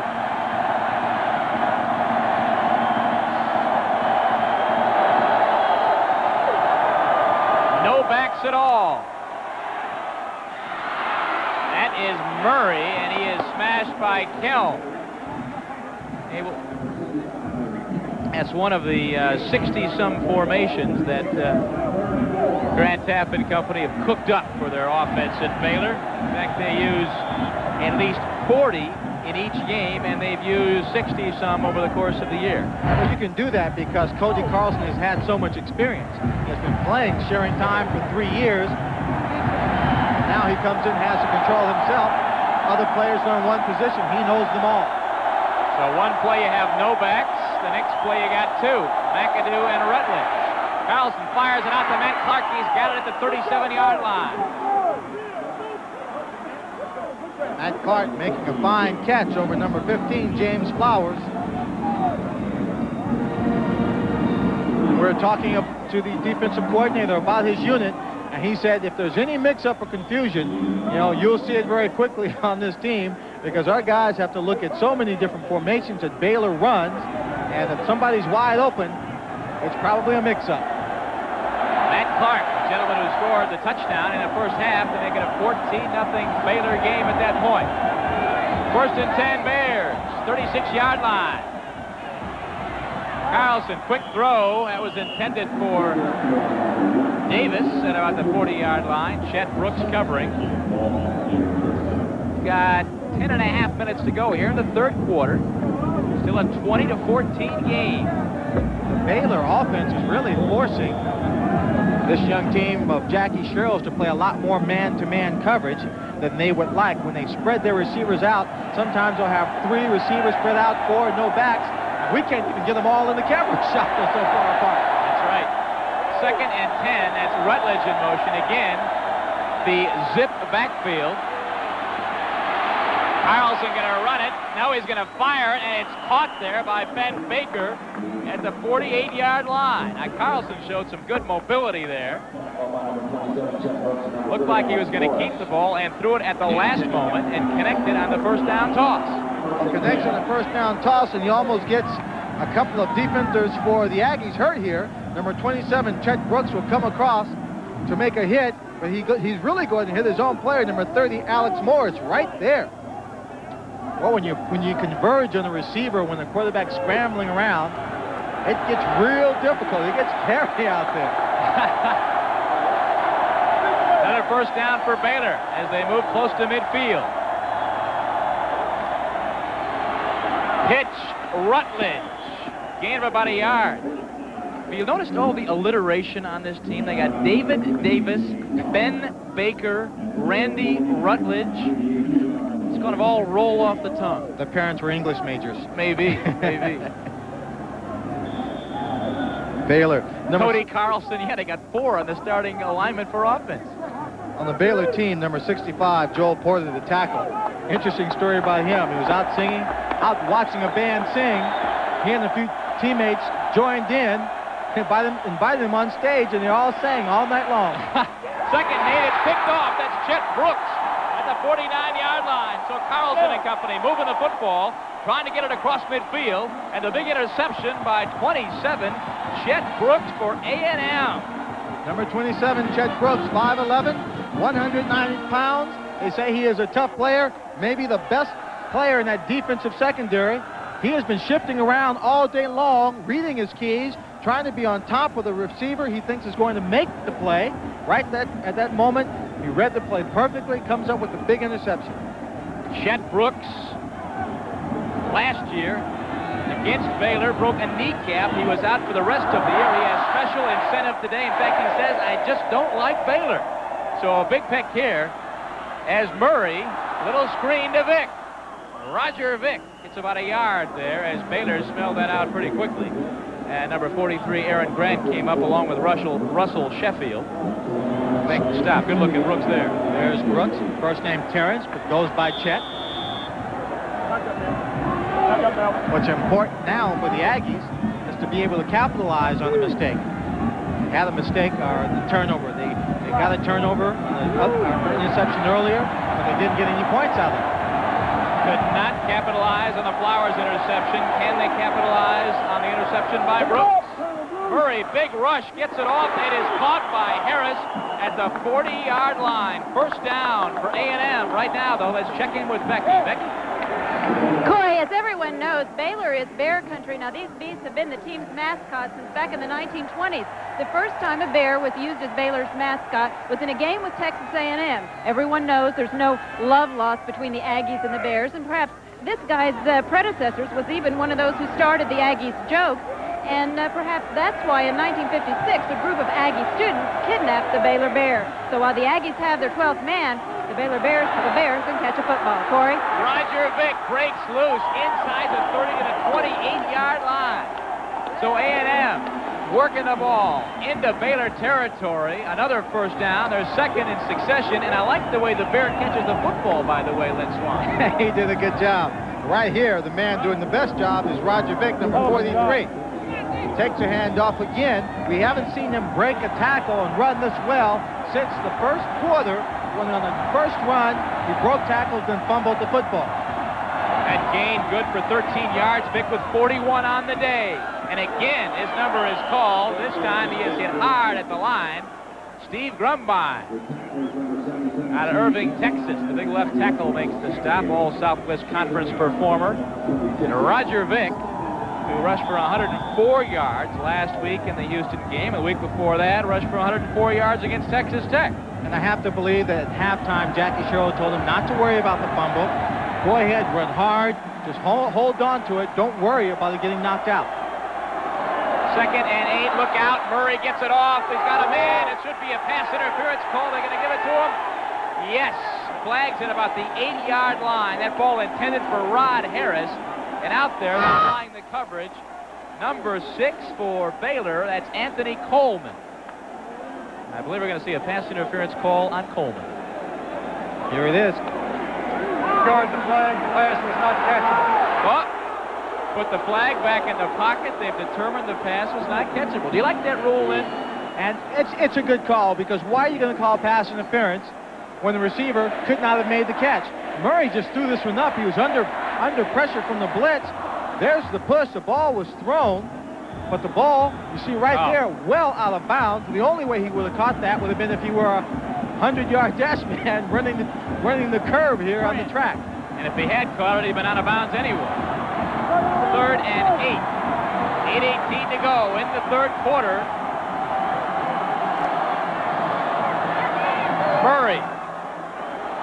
Check it off. He's got Vick right behind him to give to Vick. And he just crunches for a couple. There was no room at all. He gets up to about the 24-yard line. Russell Sheffield, the main man, to stop him there. Scott Slater is on the field. He's going to try for the field goal. Slater last week came up with 4 field goals against Houston. Junior out of Fort Worth, 11 of 14 on the year. This will be a 40-yard attempt. It is up and good. Good. The kick from Slater is good. 39 yards officially. It's a 20-17 ball game as A&M takes advantage of the latest Baylor turnover. Corey. Thank you very much. A couple teams right here. What's that, Lynn? That is a big upset. Yeah, North Texas beating TCU, and Joe Green works with the coaching staff over at North Texas State. Mean Joe Green? He's on the board of the trustees there. Is he really? Yeah. Well, a couple teams that would like to end up their season at the Cotton Bowl going at it hot and heavy here. As you see that last drive after the Chet Brooks interception, a couple of minutes, the field goal by Slater. And it's a 20-17 ball game. A&M trails by 3, 7:46 to go. And Slater will kick it off right now for A&M. McAdoo will bring it out. Still on his feet and brought down about the 24-yard line. Well, they keep their record intact. Nobody has returned one more than 29 yards against the 12th man. That one, only 24. A lot of people were skeptical when Jackie Sherrill announced his plans to bring in the 12th man concept, but it's worked extremely well here. And I think what it's done too, as Jackie explained to us yesterday, it's brought the student body and the football players closer together, because these kids are all members of the student body, be they cadets or general liberal arts students or what have you. There's a close meshing of athlete and student, and Jeffrey Murray is crushed. Johnny Holland comes in with a big stop. Holland from Hempstead, Texas, only about 35, 40 miles from here. What a player. In fact, he was a quarterback back in high school. They switched him to safety. Sophomore year became a linebacker. Immediately, he was All-Southwest Conference. Last year, as a junior, All-Southwest Conference and All-American. This year, he's going to try to duplicate his act from last season. Carlson, the keeper, and he's on his feet up to the 33-yard line.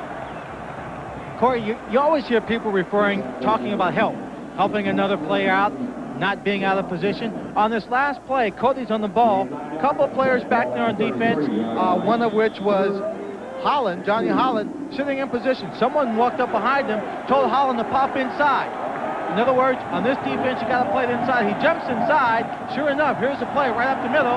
He didn't make the tackle, but he took out a couple of blockers for his teammates. 3rd and 2 for Carlson and company. And Murray is across the 35-yard line. Good enough for first down yardage. So the Bears come through on the 3rd down play.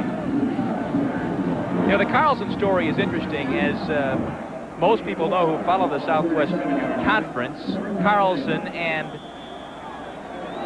Tom Mickey, the last 3 years, shared time. This is the first year that Carlson has had the controls all by himself. And he worked very hard over the course of the summer to prepare himself for what would lie ahead. That was a short gainer from Charles Perry, 2 or 3 yards. He put on about 15 pounds of muscle. Went through a strenuous running program. See the players, the fans, all standing. 12-man concept. Began 1922. The fans will stand to show that they are willing to help the team. They're called upon. Symbolic of their readiness to serve.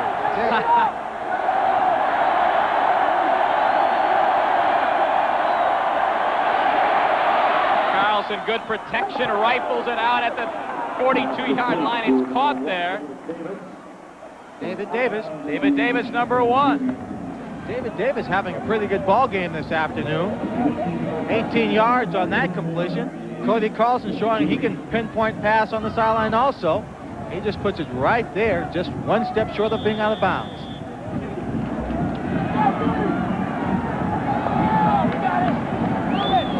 We are seeing today the two finest quarterbacks in the Southwest Conference, in Murray and Carlson.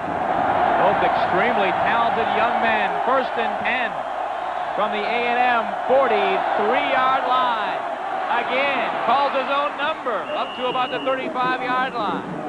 So Carlson now over 60 yards on the ground today. John Roper out of Houston, Texas, makes a stop for A&M. And the key man on that quarterback sneak is number 60, on that draw is number 65, Joel Porter. Now when he steps back, Cody Carlson, to have this play executed, everybody shows pass, he takes off, and 65, Joel Porter has to come inside and get that middle linebacker. You see his passing stats, over 230 yards, and on the ground he's got 64 yards. This time, Rutledge is smashed for a loss. There's a flag on the play. The man to provide the first hit was Larry Kelm. Corey, you know, I have a feeling I know what he's going to call on unsportsmanlike conduct, piling on. But from my view, looking through my binoculars at that play, looked like he just flew over the top. Oh, no, the face mask. Face mask. Didn't see it. I didn't see that one either. We'll take another look. Kelm right there, is that it? Grabs the right side? Yeah. Yes. 65, Larry Kelm. Obviously unintentional. 5-yard face mask penalty, defense.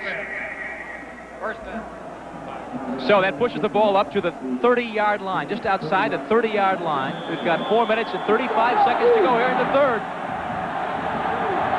Baylor a 3-point lead. She looks a little like Linda Carter in the red and white stripes. Yes, she does. A few of the fans enjoying themselves. That's Simpson at the top of your screen, who's that track star. So let's look and see if they don't fire it out to him. No, they give it to Rutledge. Looking to bang across to the left side. Does so for a gain of 3 yards on the play. Again, Larry Kelm is there. He's all over the place.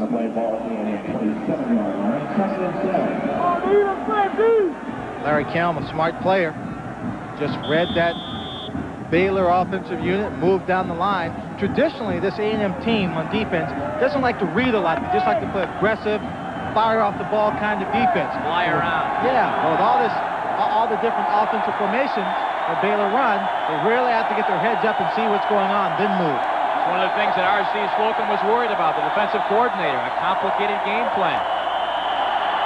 Timeout, Carlson. 1 second left on the 25-second clock. He knew he couldn't get that play off. Just got it in on time. So it's a 2nd and 7 with 3:35 to go in the third as the Bears hang on to the lead. Always a tough ball game when you get state rivalries that have such a long history. You almost have to throw away the record books and just say, try and scrape and come out on top. 2nd and 7.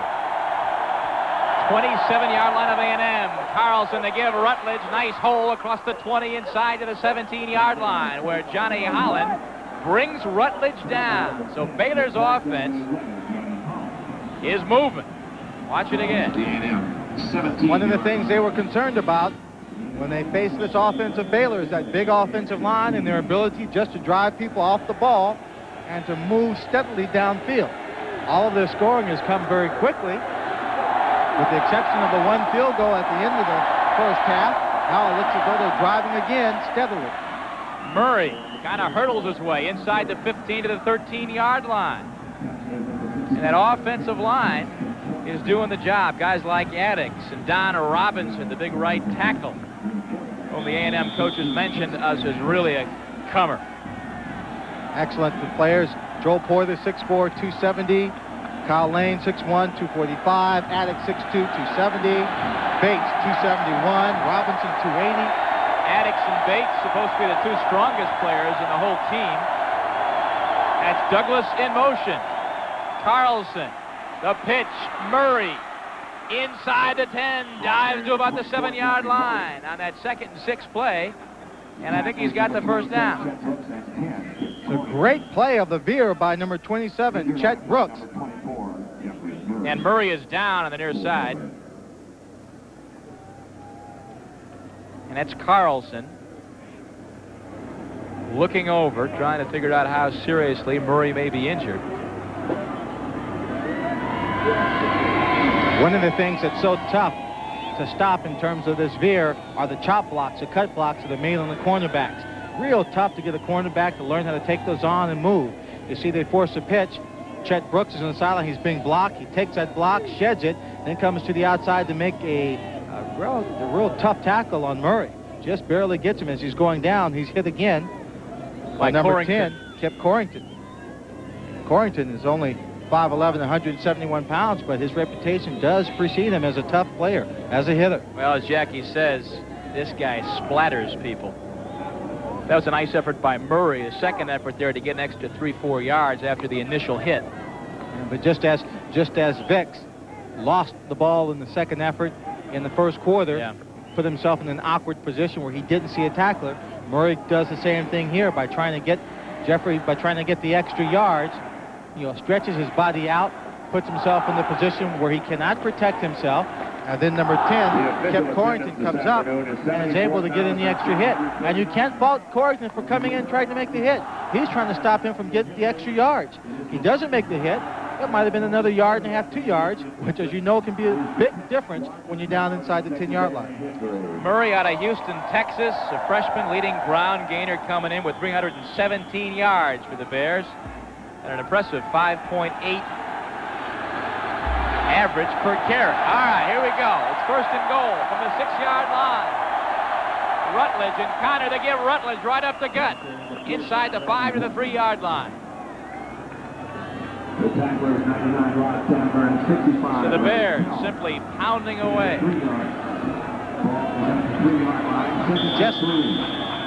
Just as we talked about Texas getting a boost when they had that goal line stand, this could be a very big boost to the offensive line of Baylor if they can push it in, because they are really controlling the line of scrimmage.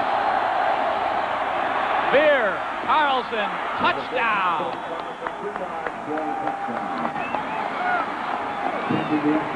A&M looked to be prepared for the ball right up the interior line. Did not happen. Carlson on the veer decides to keep, and he scores the touchdown. This drive started with 7 minutes and 40 seconds on the clock. They steadily moved downfield, using the pass only when they had to, punching it down. There's 1:41 left to play in the third quarter. That drive taking up 6 minutes and 5 seconds. Extra point is good, so Cody Carlson takes it in. His first touchdown on the ground this year in front of a crowd of 74,000 plus here at Kyle Field. It's a 10-point game. Brought down to the 26-yard line. The crowd today, as Ilya mentioned, 74,000 plus, 74,739 to be exact. And we've learned that's the largest home crowd for a non-Texas game ever at Texas A&M. And when we say non-Texas, we mean non-University of Texas. That's right. Texas University, because all the teams, with the exception of one, Arkansas, in the Southwest Conference, all are in the state of Texas.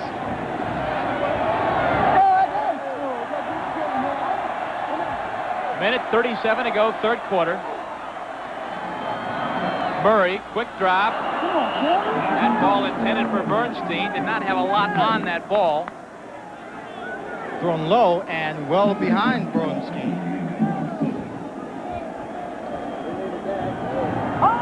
Murray wants to make something happen, but as I stated before, he has to stay away from trying to do it all on his own. Take his time.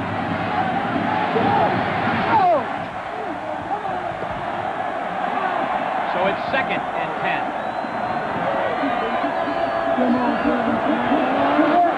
Murray to Harris, incomplete at the 40-yard line. Thomas Everett, the All-American, back there to cover for Baylor. We said earlier that number 17, Rod Harris, was not afraid to go in the middle, make the catch, knowing that Everett is in that center of the field. Doesn't make it any easier, but yet he still goes in there when Kevin puts the ball down the middle, sacrificing his body, stretching out.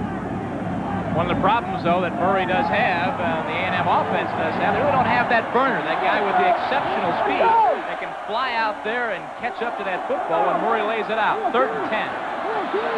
Murray is going to be brought down, I think. No. Gets away. Look at that move. Tosses it out and caught. Jay Walker at the 48-yard line. And Murray provides an excellent imitation of a magician on that play. I thought for sure he was down for a big loss, but fires it out the last minute to Shea Walker, a 22-yard gain. He does an excellent job. Like you, Corey, I thought he was down. The pocket's collapsing all around him. He has to find some more time. Now he's got Shea running around with Ron Francis on him. He spots him, and Shea just stops and goes backwards. He picks it up. What great eyes for Kevin Murray to pick that up, then throw it inside Francis for the catch. Very impressive play by Murray and by Walker. First down, A&M 48-yard line. The rifle pass right in the sun, and Harris makes the catch nonetheless. Again, that's got to be a tough ball coming out of the shade into the sun. You're looking at the ball behind the line of scrimmage. The quarterback's throwing from the shade. You've got to focus in on it. This is a rocket pass to the sideline for a 5-yard gain. You see it right in the sun. His eyes have to make that quick adjustment to the ball coming in. He does so, almost breaks away from Francis for a bigger gain. 8 yards on the play.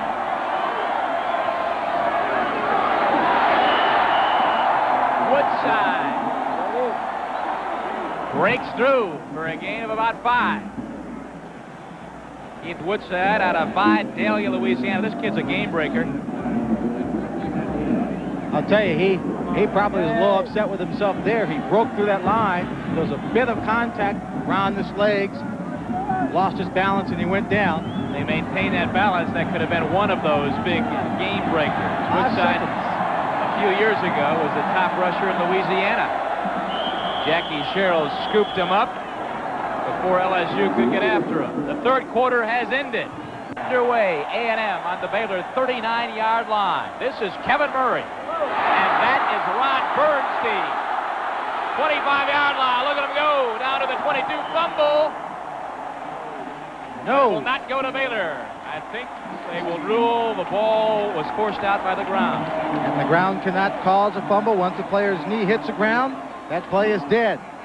So a big gainer, and Bernstein shows again some of that great athletic ability he has. Rod Bernstein shows why he's got that talent, why they think so highly of him.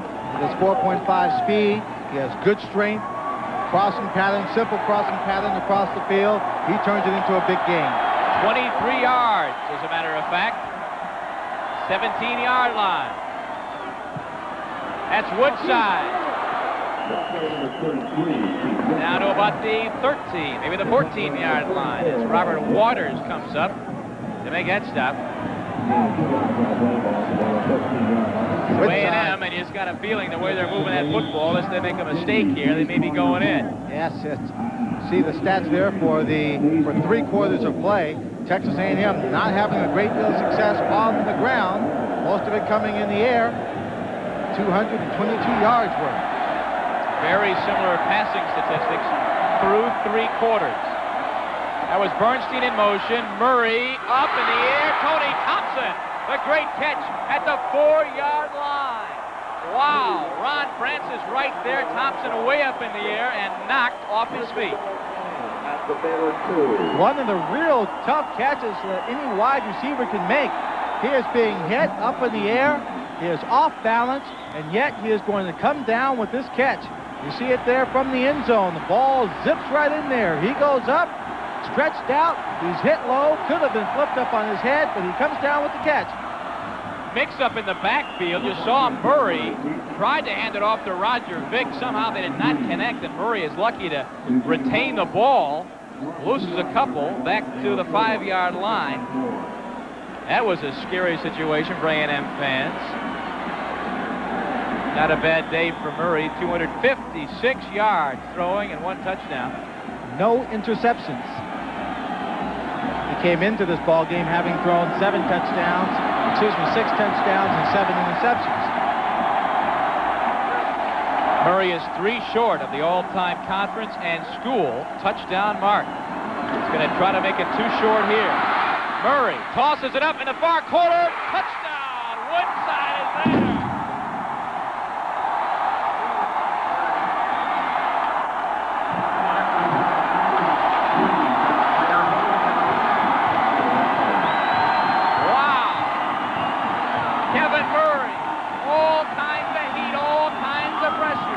somehow spots Woodside and a perfectly thrown football. This is where a quarterback, when he has the mobility, it really pays off. He's under pressure. He just slides away from it, waits, and finds Keith Woodside in the back of the end zone. Throws a very nice pass, Corey. A lot of touch on the ball. Woodside, the top receiver out of the backfield. In fact, that's his second touchdown catch of the year as Murray and Woodside hook up to make it a three-point game. You see Woodside, he knows he's now drifted away from coverage. He's open, signaling, throw him in the football. And here comes one that is so easy to catch. Nice touch into the backfield. And the man out there trying to stop that touchdown, the All-American, number 27, Thomas Everett. It's a 27-24 ball game. Time by number 9, Craig Stump. Boy, it really was. And there's Murray. 2 touchdown catches today. Gives him 39 for his career, and he just moved ahead of the great Sammy Baugh on the all-time Southwest Conference touchdown roster. And ahead of him, just 2 touchdowns, or I should say 1 touchdown ahead of him, Ed Hargett, the old A&M quarterback, and Chuck Hickson, who played his ball at SMU. They both finished their careers with 40. So the next touchdown toss, and Murray throws, he'll tie them. And in 2 more, he will have the all-time career record for touchdowns in the conference. Look out. Nice run there by Todd Connor as Baylor moves it out in a hurry to about the 29-yard line, a 9-yard pickup. Don't expect Baylor to rest and think that they are just going to be able to grind it out and win this football game easily. They know they're in a battle they're going to have to fight. Keep in mind, it was the Texas A&M Aggies who were down by 17 points, came back to within 3, then within 6 at the end of the first half. That's Connor again. First down, Baylor. Right now, let's see what Becky Dixon is up to. Becky, where are you? Corey, I'm down on the sidelines. I just talked to Kevin Murray on the touchdown pass. He said he didn't see Woodside at first. He glanced over, picked him up late, and got the job done. He certainly did. When you talk about having good eyes and seeing the field, having that ability to scramble, pick up someone late is part of that.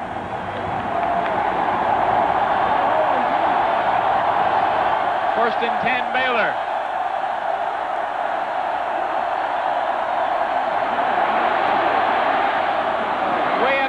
Carlson, and it is caught! Unbelievable. That's John Simpson at the 26-yard line.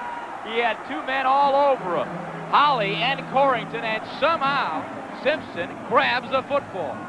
This ball is just hanging up in space. Cody Carlson must have a great deal of confidence in this young man because he was extremely well covered. The ball thrown up, the defender right in front of him. He just goes up higher over his shoulder and makes a great leap inbounds. What a terrific grab. Yes, here's the football. 40-yard gain for Baylor. They're at the A&M 27-yard line. The veer, and that's Jackie Ball.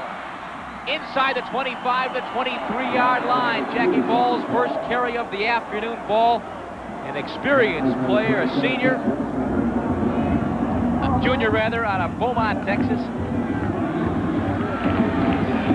You can see it's been a catch-up day all day long for A&M. It certainly has, and Baylor has been so consistent scoring in every quarter of this ball game. 2nd and 6. That's Ball again. Gain of about 2 yards. Sammy O'Brien takes him down, and Ball, incidentally, in case you're wondering, his brother, yes, his brother is Jerry. Jerry Ball is the All-American nose guard for SMU.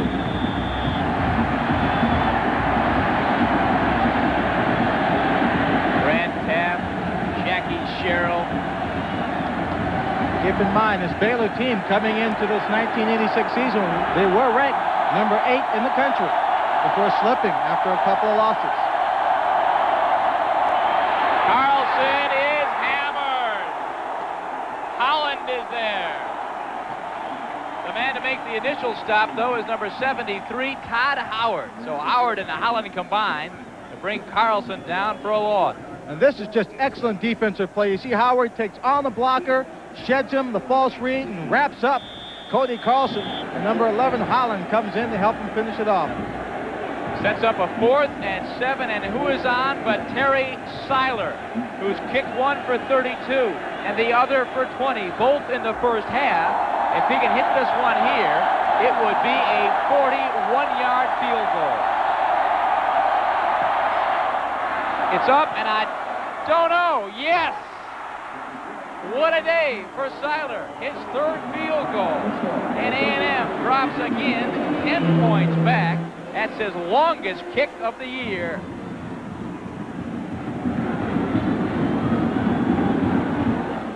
With the Hayesfeld has told ABC Sports that he's going to go to the Oklahoma-Nebraska game so he can meet one of his 3 idols, the Boss. Look up Seiler and see if he's...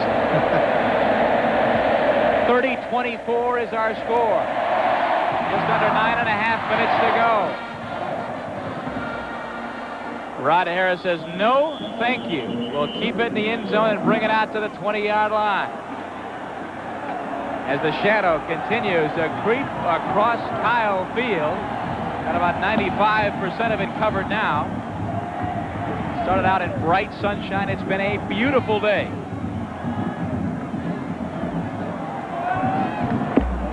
And we are seeing one heck of a football game. Both these teams certainly have the talent, the ability to represent this conference at the Cotton Bowl. A&M would like to make it 2 years straight. Right now, though, there's 6 points down.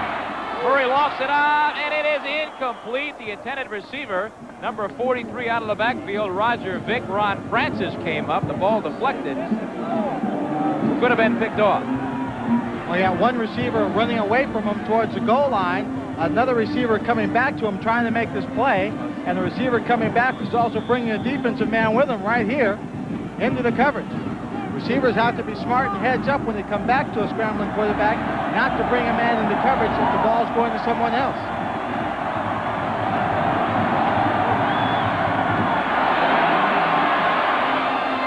Murray, is it caught? I believe it is. That's to Roger Vick at about the 28-yard line. So Vick shows that he, too, can catch the ball out of the backfield like his teammate, Keith Woodside. Well, that ball was thrown low, and he had the poise and control just to go down, make the catch, pick up the 9 yards.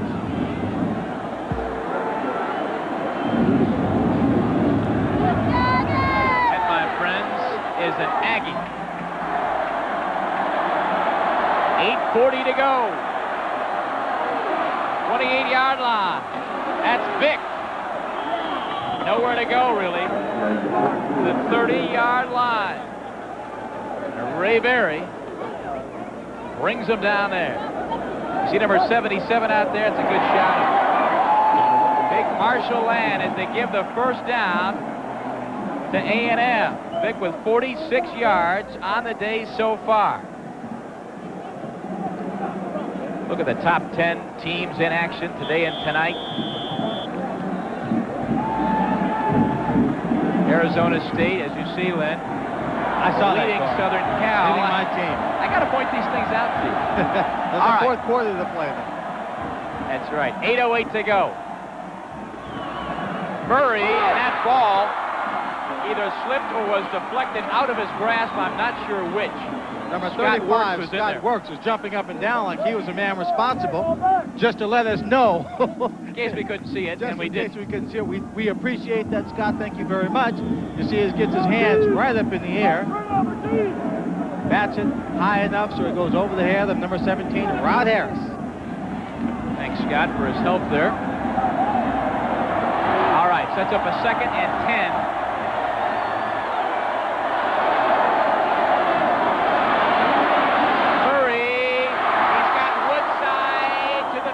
Yard line, but he's still short of the first down by at least 2 yards. Robert Blackman comes over to drive him down. Picked up 6 yards on that play, so it makes it a 3rd and 4th, long 4 situation. Now they can look forward to dumping it off, maybe a short pass to someone from the backfield, someone crossing as opposed to having to go downfield 10 yards to pick it up.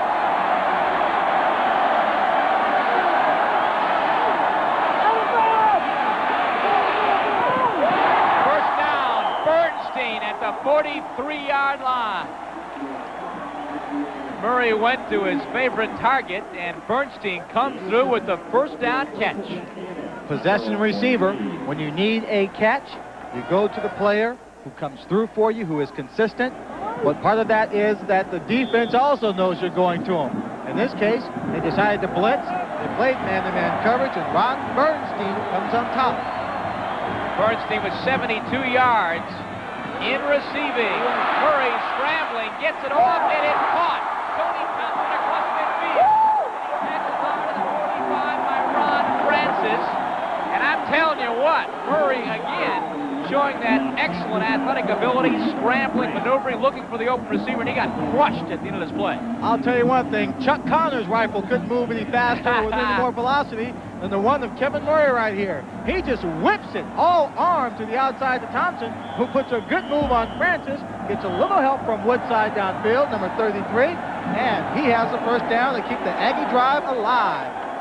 Timeout for Baylor, and you know what's amazing is the way Murray can throw that ball that hard off of one leg and on the run.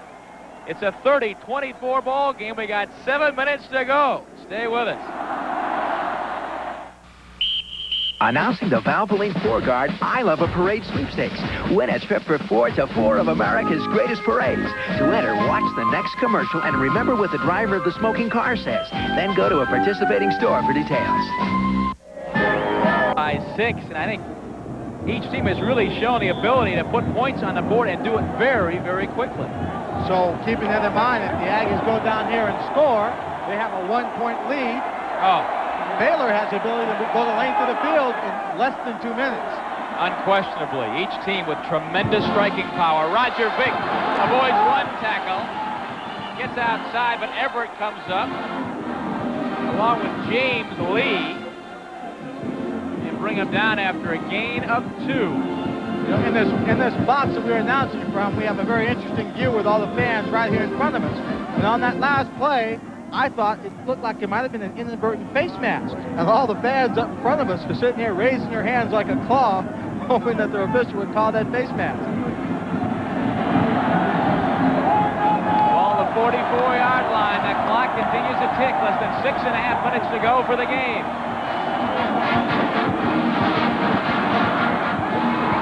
Murray, and it is incomplete. Keith Woodside, and I can't believe he threw that ball. He was tightly covered by Ron Francis, number 11. Ron Francis has really been in this ball game all afternoon, making some great plays. But you have to see the confidence that Kevin Murray has in his arm. He throws it fairly low trajectory pass. He's looking at number 41 out there, Johnny Thompson. I mistakenly called him Ron Francis. Thought he was number 11. Had his back turned to the passer. In that situation, is not as dangerous as long as he doesn't turn around when that ball gets there. That's the chance you take. Thomas, as you know, Lynn, another one of those NCAA All-American tracksters. He can fly, and the connection to Bernstein right at the first down marker, the 35-yard line. And Grant Tapp is right there trying to make sure that the ball placement is accurate. First down, A&M at the 35-yard line. The Baylor sideline is real upset. They don't think he made the first down. Now, he makes his catch right at the marker, but let's watch and see where the ball is. Does the ball cross the marker? It's real tough to tell. His body is right on the marker, but we can't tell where the ball is. Grant Tapp is right there to get his money's worth in. Vick hurdles over one man, keeps the legs pumping, and a nice run up to the 25-yard line, 26-yard line, a gain of about 8 yards, making 9 yards on the play. Good explosion right off the ball. Great explosion as he carries his 15th time in the ball game for 56 yards. Kevin Murray is still the man in this ball game. You see there over 300 yards passing and no interceptions this afternoon.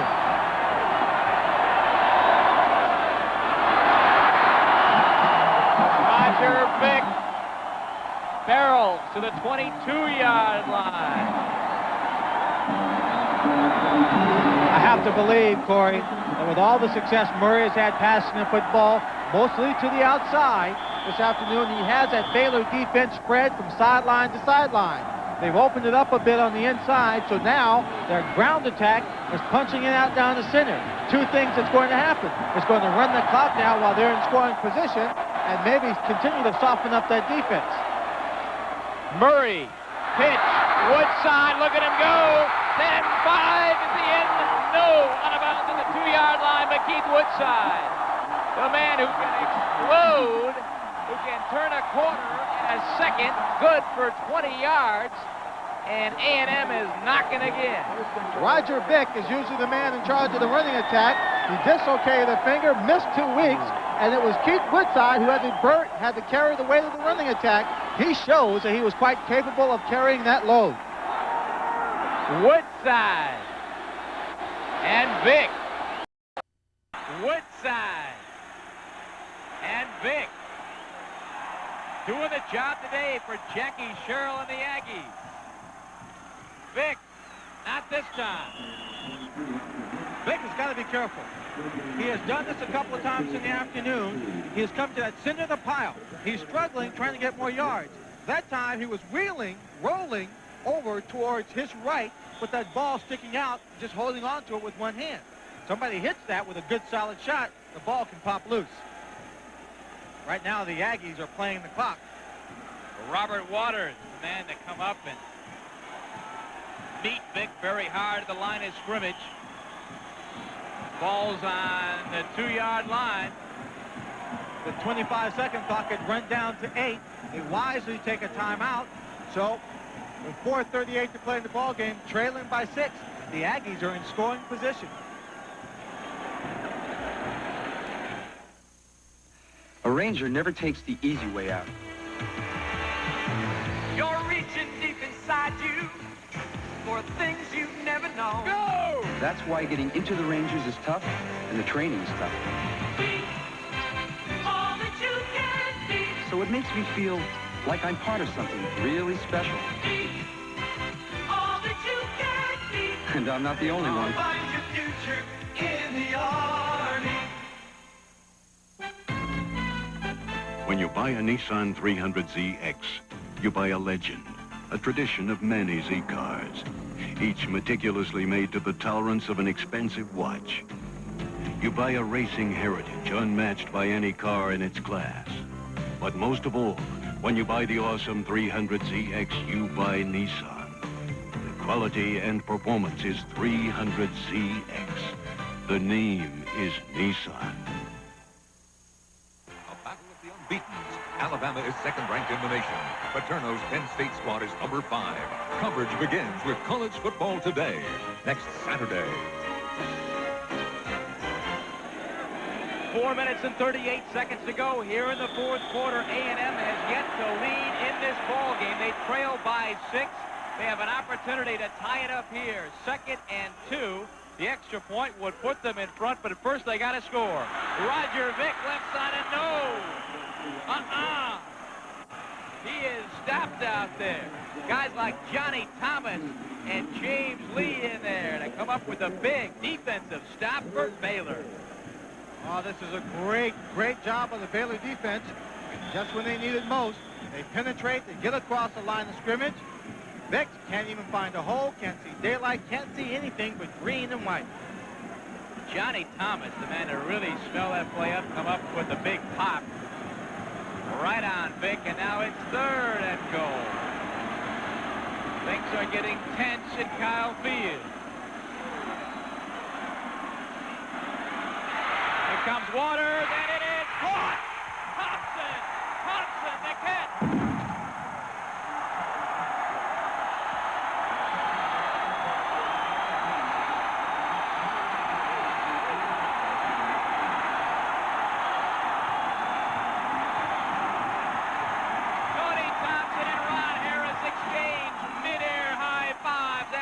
Terrific catch in the end zone. The ball popped loose. He lost sight of it momentarily, went up and grabbed it, and A&M is 1 point away from the lead. The biggest pressure play of the day, number 44, Waters, blitzing on the play. Kevin gets it off.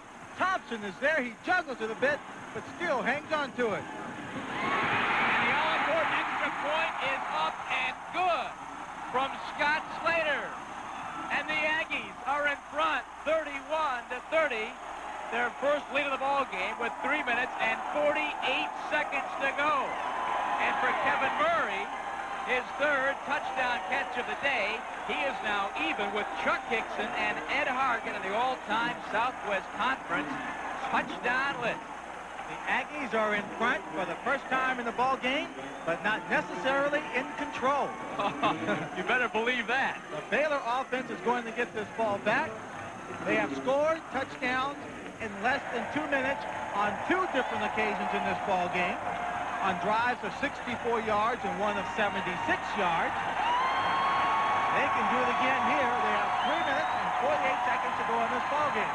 There's the man who made the grab right there. That's Tony Thompson, a sophomore out of Houston, Texas.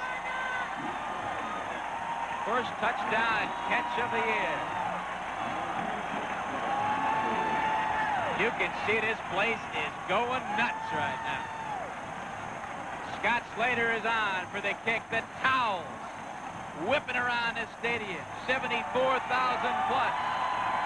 And Aggie Land is a hot place to be right now. The 12th man has done a good job. They've put the ball in the end zone a couple of times. The biggest return of the day for Baylor has been 24 yards. There's no reason to doubt that they will not come through here, but the Baylor Bears have upset mine. Bounding out at about the 14-yard line. Of course, the flag comes out.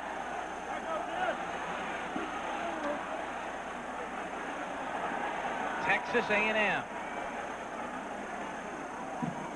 trying to stay undefeated in the conference. They are 2-0 coming in, 4-1 overall. The Bears coming into this ball game 4-2 and 2-1 in the conference. And don't forget, next week right here on ABC, another great football game on tap. Penn State and Alabama. Mike Shula, of course, leads Alabama. He's a Heisman Trophy candidate. John Schaefer, the quarterback for Penn State. Always a good matchup. The Crimson Tide takes on the Nittany Lions. We'll have that for you next week right here on ABC.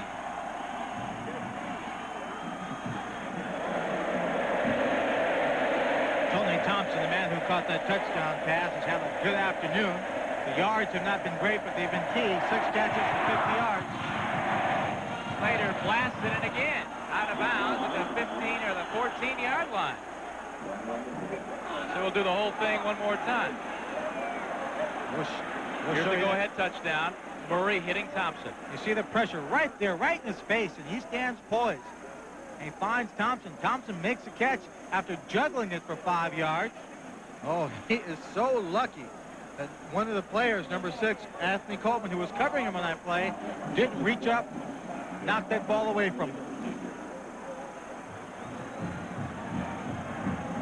Murray now, incidentally, 25 of 40 for 308 yards and 3 touchdowns. And no interception. No INTs. He is 1 yard away from his best performance in his career, yardage-wise. He did that last year against Tulsa with 309 yards and 4 touchdowns. This year, his best performance against LSU in a losing cause. Connected on 24 of 35 attempts for 225 yards. Consistent, big play quarterback, smart, good speed, good eyes looking downfield, and a leader. You know, I asked him about these records, the conference records, school records. He doesn't really care about that. All he wants to do is win ball games, which he's going to try to do today. That was number 35 for Baylor. Scott Works brought that ball up in relatively decent position now at the 42-yard line with 3 minutes and 43 seconds to go after 2 consecutive penalties. Slater could not get the ball to stay in bounds. Couldn't get it to stay in bounds, so that gave a free 10 yards at the 41-yard line. Now they only have to go 59 for the touchdown.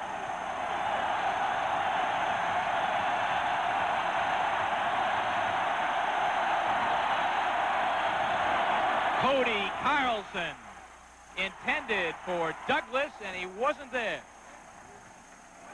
Right about midfield.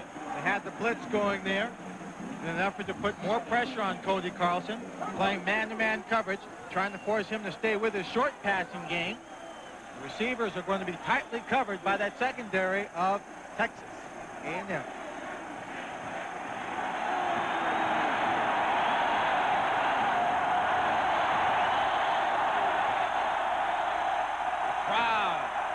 Feet.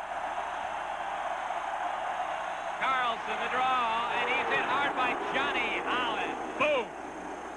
Gain of 3, but Holland lets Carlson know he's there, believe me. Once again, by formation, the Baylor Bears spread out. The Aggie defense had no one in the backfield. The last man went in motion to try and spread them out.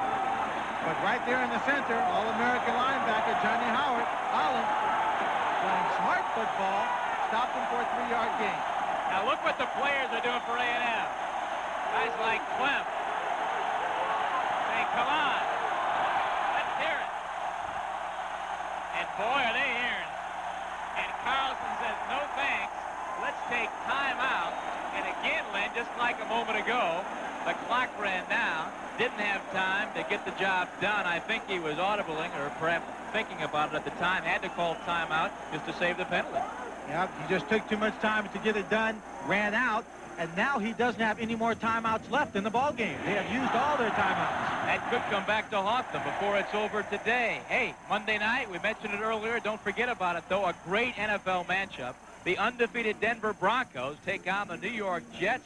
The Broncos lead in the AFC West. The Jets in the AFC East. John Elway and company against Kenny O'Brien, who should be healthy for the game on Monday night. Should be a great matchup. Two clubs that can light up the old scoreboard, much like we're seeing today. John Elway on offense. That Denver Broncos defense is is very, very tough. They've always been tough and aggressive. Always came away with bruises after playing them. And up in New York, the former coaches for the Steelers, Dan Radakovich is there. Fred Carson is a defensive coordinator. And talk about nightmares. Mark Gastineau, Marty Lyons. Yeah, head the other way when you see those guys. They're enough to make you stay awake forever. Baylor on the day, 427 yards on offense. They've been averaging 454, so they're right there. 3rd and 7. This is huge. Carlson being chased, gets it off, and it is not going to be caught. A&M knocks it away. It was intended for Douglas. Holly over there, along with Corrington. You'll see the pressure coming from the inside. He's got a half roll going here. Number 90, Samuel Bryant, coming in from the inside. He has to throw this one in a hurry. He throws it to the outside, and Texas A&M was in the best position. Chet Brooks supplying the coverage along with Corrington. Now it's 4th and 7, and this could be the ball game. They're going for it from the 42. Again, good pressure from A&M, and he is down. Gonna be grounding. Jay Mueller, number 82, 6'3", 250 pounds, defensive end. As a man who comes in and makes a play. Who cares about the grounding now? It was 4th down anyway. They can't lose another down. They don't own the football. Look at the pressure from the outside. They force him in the pocket. And look, right there, Jay Mueller crawling, scrapping on the ground, trying to get every inch he can. He finally comes up with the legs of Cody Carlson. Besides Muller, you had 83 Roper, and they're also providing the pressure from the other side. And combined, Carlson had nowhere to go. Tried somehow to get a pass off, and of course that happened as he was falling down. So with 2:42 to go, perhaps we've seen Baylor's last breath, but don't kiss it away just yet. There's a lot of time and a lot of things going to happen here, but a big defensive play for A&M on the 4th and 7. It's their football on the 37, and that's Vick, who plows to the 34-yard line. Obviously, what the Texas A&M team will do is possess the football, keep the ball on the ground, try and run out the clock. They've got 25 seconds in which the play has to be run, but the play itself will take up more time. Baylor has no timeouts. They cannot stop the clock. The only way this clock is going to stop is if the Aggies stop it by throwing a pass or making a mistake. So should get someone behind them in the backfield to protect the football just in case it does pop loose. Second down. That's Vick. Test the left side. And again, Russell Sheffield is there. Not looking for big yardage. You're looking to soak up that clock here as we're under 2 minutes in the ballgame. Depending how fast these young men get set and the officials start that 25-second clock will dictate whether or not Baylor has to get, the Aggies have to get a first down in order to maintain possession. And with a minute 37 and counting on the clock, I believe they just might have to do that, Corey, to maintain possession. I think they will. We're looking at 3rd and 6 right now. The ball is on the 33-yard line. The clock keeps ticking. The Baylor Bears are going to try and really come after the football. The Aggies call a timeout. They let the clock run down too far and couldn't get a playoff, so they had to call a timeout.